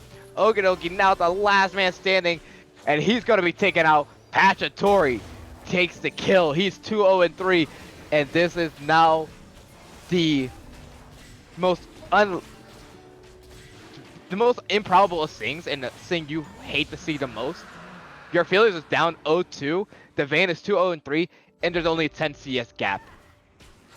Yeah, it definitely would have been bigger if not for the intervention of Xin. So Xin definitely throwing that matchup the other way. And then just going for that team fight when you know your Wukong isn't even going to join. No reason to position around it. Could have just given it over. Just take the scaling. Your team comp, if it gets into the late game, I think your team comp just wins anyway. Or at least the mid game. Your team comp just wins anyway. So why risk it? Throwing yourself even further behind now. And now they're just going to go ahead. They're just going to take control of the top side of the map as well. When this rift shell is up. And it's just going to be even harder of a snowball. So complete questionable decision to go for that dragon there. I definitely think you could have just gave it over. Yeah. Like, it's so... This is so unfortunate. Again, it's the thing I say so much, but like, no TP for Alize, since he has to TP back up to catch a wave. Bubba has the TP advantage, has the flash advantage, and everything that you did not want to happen kind of just took place. Kevin Whiff is really saying, look, the first game was a fluke. We are not letting that happen again. And he's been an animal in these past 2 games. Interesting encore, engage but you again. missed. And okie dokie, once again in a very bad spot. There's going to be the taunt. They're looking for the kill onto at least one, but instead they're going to just force out the flashes. The ultimate is going to be used, so Crescent Guard now on a cooldown. Are they gonna interesting, get the gold? she wanted to ult right now. Oh, that should be tower. Yeah, they're gonna get Oh. the plate gold. No, So that's not the tower. gold No, get. I lied. They get the I'm a plate liar. gold though. Yeah, it was at 3 plates, unfortunately. Not enough to do enough damage there. And looks like there's a lot of summoners down on the side of LHS here. DDB also as well, so gonna try to avoid a fight in the time being, as Elize is gonna go ahead and engage in the Bubba Gumps here. He's gonna go ahead and use the route and walk away slowly and completely fine. Nice cyclone, Alize. Unfortunate for you, there's a built-in root on Karma. So And your Karma's ulti faster. literally means nothing here. Yeah, Karma runs away faster, can root you. I mean, Wukong can't do much. Like, he wants to engage, so he has to be in melee range. Well, guess what? The root works in melee range, so... Not This much is- outplay potential for Alize, to be honest. Yeah, you know, I hate to say it, but like, this game is not looking pretty already. It's a 4K gold lead. The Tristana is not as fed, but a lane that should have been easily won is being easily lost in this bot lane. Like, what? Yeah, I mean, they didn't have the prior on Sejuani. He didn't path towards it at all. Especially when you would think, like, oh, duh, they want to gank bot lane, of course. And then they just let it happen full on. And now the only lane that would be winning is, well, the only one that you really care about winning is now losing very hard. And yeah, Xanderman's getting prio in the mid lane, but the rest of the team is just getting caught doing team fights at bad timings. Xanderman really can't do much to save this game. Oh wait, that might have been a bait. There comes the entirety of the team. The Glacial Ooh, nice Prison comes out. They get the CC, but here comes Galio to try and save Pegasus, and he will do just that. No, Xander is actually going to pick up at least the 1 kill. So it does end up working out. Maybe not, because now that's going to be another kill picked up. They could have just backed away, and instead SGK said, "Don't mind me. I'm gonna take this kill for myself this time." Okay, if you play Galio, I promise this, if you play Galio and you have a cool ultimate where you come in from far away, I will yell Galio every time. So, to all the players out there, if you want me to yell Galio, I will be doing that. Wait. Okidoki held on to Encore the entire time. What? It's a huge cooldown. What? If you did though, that is pretty bad in that scenario. And Sellout's caught out. Sellout's just caught out. This is Yeah, unfortunate for 2v1 Sellout here. because Yeah. Sellout is just dead. He's picked off in a lane that was never his to begin with. So they get the flash, they get the Moonlight Vigil, and now the Veins becomes even more scarier. Dragon's up, so this leads right into a dragon. Yeah, this is looking like a completely smooth game from DDB here. Dive Boys really thinning down. They're slimming up. They're ready for the summer. And it's showing. Yeah, you can see he wants to fight so badly, and Bubba Gums is just telling him no every time. I mean, he's got to try to Like- get something done, but he can't. I get it's Karma's a complete counter. Looks like a fight starting out mid lane. Okidoki again, just picked off. Why are you staying right there? You know there's a Sinzao. You know there's a Galio. You know better. Okie dokie, I think is 2 levels under the rest of the. Oh, even like roughly 2 to 3 levels below everyone else. That's just going to show how much EXP Okie dokie's lost out on. It looks On like a they're Seraphine desperate. of It all looks like things, they're just too. very desperate to make a play. And speaking of desperation, that's a desperation play. They get the Glacial Prison, they get the Pop Blossom, but instead it's the Nico that's popping, and it's looking bad. It's looking out of shape. It's looking like this could be the early GGs. It's definitely spelling out doom and gloom here. And you know, their one what is it, safety net was the Aphelios here. And you know, safety net's not doing too hot right now. Looks like, you know, most of their play I'm really confused about Dragon Slayer here. Wasn't able to really make an impact in any lane, to be honest. Did get one gank off in the mid game, but already too late. And, you know, when the map was split, Xin went bottom, at least get a gank going on top, or help pressure for your Wukong here.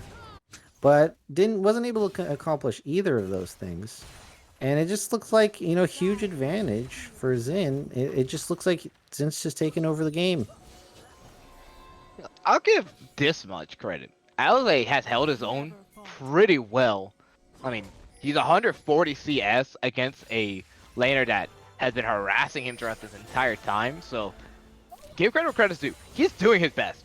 Alize is doing his damn best. Well, I'm saying he could use help, and he could have used help. Oh yeah, he didn't really absolutely get any.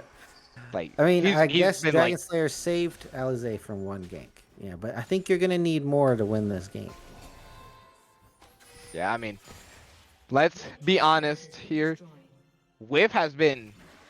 It feels like Whiff's been calling the This is plays, desperation play. and the rest They're of the going team. for the Yeah, Rift this, Herald here. yeah, I mean, Okidoki's they know already half four HP. people here, so they're going for it. Tristana is a just tower taker, so you get the Herald, and they're just saying go ahead. They really do not care. And I think you can see DDB made the correct play here. Don't let them bait you into a fight. Pick up the free turrets. Looks like Max kind of slow. Might be caught out here. There's the encore, and it hits onto SGK. Big ulti, and they're gonna take out one. Oh, there's the whip. He's coming in big, and oh boy, this is the Galio that you wanted to see. This is the Galio that you're going to get. It is a monstrosity of a game. This Vayne is going off. Captain Whip is calling the shot. It is almost all over at 20 minutes already. I would like to say that the amount of particles there was absolutely hilarious, just completely engulfing the screen. And they only picked up 2 members. Very unfortunate for them. They were not in a close enough position to pick up all the members there. Certainly, if they did get at least one more member, they would have won that fight. However, only picking up like 2-1 in that entire exchange there, and that was their Hail Mary. Yeah, it's tragic. It's tragic. That was the best chance that you had. They held on to ultis for so long. They're like, okay, don't ulti yet, don't ulti yet, don't ulti yet. Okay, Xin Zhao go, go. You take out Xin Zhao, but then look at the damage that was brought out alone from SGK Mac. Mac did so much damage, and don't get me wrong, I'm not just saying Mac was the only person to really do all of this. But then everyone went in, and it kind of just, yeah, we saw how it unfolded. It's not looking good. That's the most I can say. It's just not looking good, guys. Well, it looks like I cursed myself, and the Vayne is 7-0-4. However, I'm going to stand by the fact that I don't think Vayne is the reason why they're winning at all. I'm going to stand by that. And I am not going to back out. It's 15-3 with a 9k gold deficit. Oh. And Bubba Ghost isn't even afraid to walk up. I mean, why would you? Like, this is just... Alright, Dragon, here you go. I guess they have one more shot. Do they have all their ultimates? Yes, they do. They don't have flashes. They don't have flashes, though. They have to hit the God Wombo. This is their only hope. I don't think there's anything else that they can do. They're going to pop the Rochelle bottom for some pressure, although not next to a turret at all, so they have plenty of time to stall out here. They're going to lose Prio mid lane here, and they're going to get split up, which is already a bad sign for getting the God Wombo. And Pagan's going to go ahead and try to take down Lise a notch or two. And they're not phased at all. Like, they're kind of just telling, like, hey, if you want to give Dragon, you can take it. We'll give it for free, but we're going to punish you. And that is some great macro coming out from the side DTB. They already know. They don't care. They don't care if you get that dragon. Weapons. They don't care if they get that That's- dragon. You give up mid prio, you can take the mid turret for free. Now the bottom Rift Herald is gonna get some damage down. Probably won't kill the turret, I'm gonna assume. They're gonna lose the dragon. They're gonna trade it for Baron. Great idea here. Oh, I do think that LHS knows. they though. 100% are. Vayne's got lots of damage here. Okay, maybe Vayne plays a factor here. Here. Just here. Yeah. In this Vayne one moment. gets there. Yeah, that's a Baron for free. Like, even if you know, great encore, but it's not enough. And they should've you just see ran they over can for just the walk fight. away. Immediately. I don't know why they backed. I don't know if think taking the should've fight just would ran have in. done anything. I think I that think would have that's just your meant only it's shot. over. I think that's your only shot. Like, I like how they say, okay, we gotta make some kind of call. Let's go ahead, take dragon. I like the trade. That's fair. Only issue, there's a Fed team on the other side, and they just say, we'll take the Baron, and we're gonna force you to respond to one of our lanes. I mean, taking the turret there in mid lane is more important than a side lane turret. And you get the Baron, which should let you open up the base. It should at least let you get into the base, get all these outer turrets down. Your team's massively ahead. You can basically push up any lane whenever you want here. They are taking their time, though. They're wasting a lot of this Baron just chilling and farming when I think they should be pushing. But it looks like they're eventually going to get it started in this top lane here. Oh my god, they took so much time. I don't know what they're thinking. They lost another turn in the mid lane. Now their macro's kind of falling apart. Oh, and this might be a bad team fight. This could There are potentially flashes be a up. bad team fight. So Cyclone is there. If they land it, Glacier Prince does come out. Big time hit. Here comes the ulti. He lands it onto two members. They pick up one, and there's the big Encore is not up right now. Xander still has not ulti at all. Pop Blossom is not going to be used until late, and they're just getting wiped off the map. No members are down. The only person left alive for even a split second was Okidoki. But it doesn't matter. Okidoki is going to be taken out. That's the ace. That's the game. That's GG's. Well, they're going maybe not the game just yet. No, but they're certainly going to pick up in hits. It's GG's from here on. It does not matter. Yeah, it's bad. It's bad. So, I think you just blow your load, though. I think waiting and saving ultimates, I mean, yeah, you want to time it right, but, like, you really want to make sure you get kills as soon as the first person sends out their ultimate and you follow up. Why hold on to Pop Blossom that long? Yeah, I don't know. You really just want to kill them. You just want to straight kill them. You want to straight kill them. I know you're trying to get like the ultimate stun time, but it's you want to make sure you get the kills too. And Tristana had enough time to roam up top to participate in the fight. All right, so they're gonna get one inhib, and they didn't have enough time to get more than that. Fair enough. They had turrets to go through. They still have Baron. I think it's gonna probably fall off pretty soon here. But they should be able to pick up at least one more turret in the lane before another objective. It is a hard sight to watch. It is a 13k gold lead. It is 23 kills. Yeah. At 27 minutes approximately. And this is why you don't pick the full Wombo team. You lose lane. You can't win skirmishes or single fights because you have important AoEs to keep. They're not as effective in a 1v1. And, this... There's Aurelius, and they have their target. Pagan's able to just be safe and fine, and Captain Whip going to fight 3. They blow up one, they blow up another. Looking for the Nico. At least they doing what he can to try and save Xander, but I don't think it's going to do a whole lot of nothing. It's going to be another member going down. Here comes the Pop Blossom, but who's really popping? It's no one.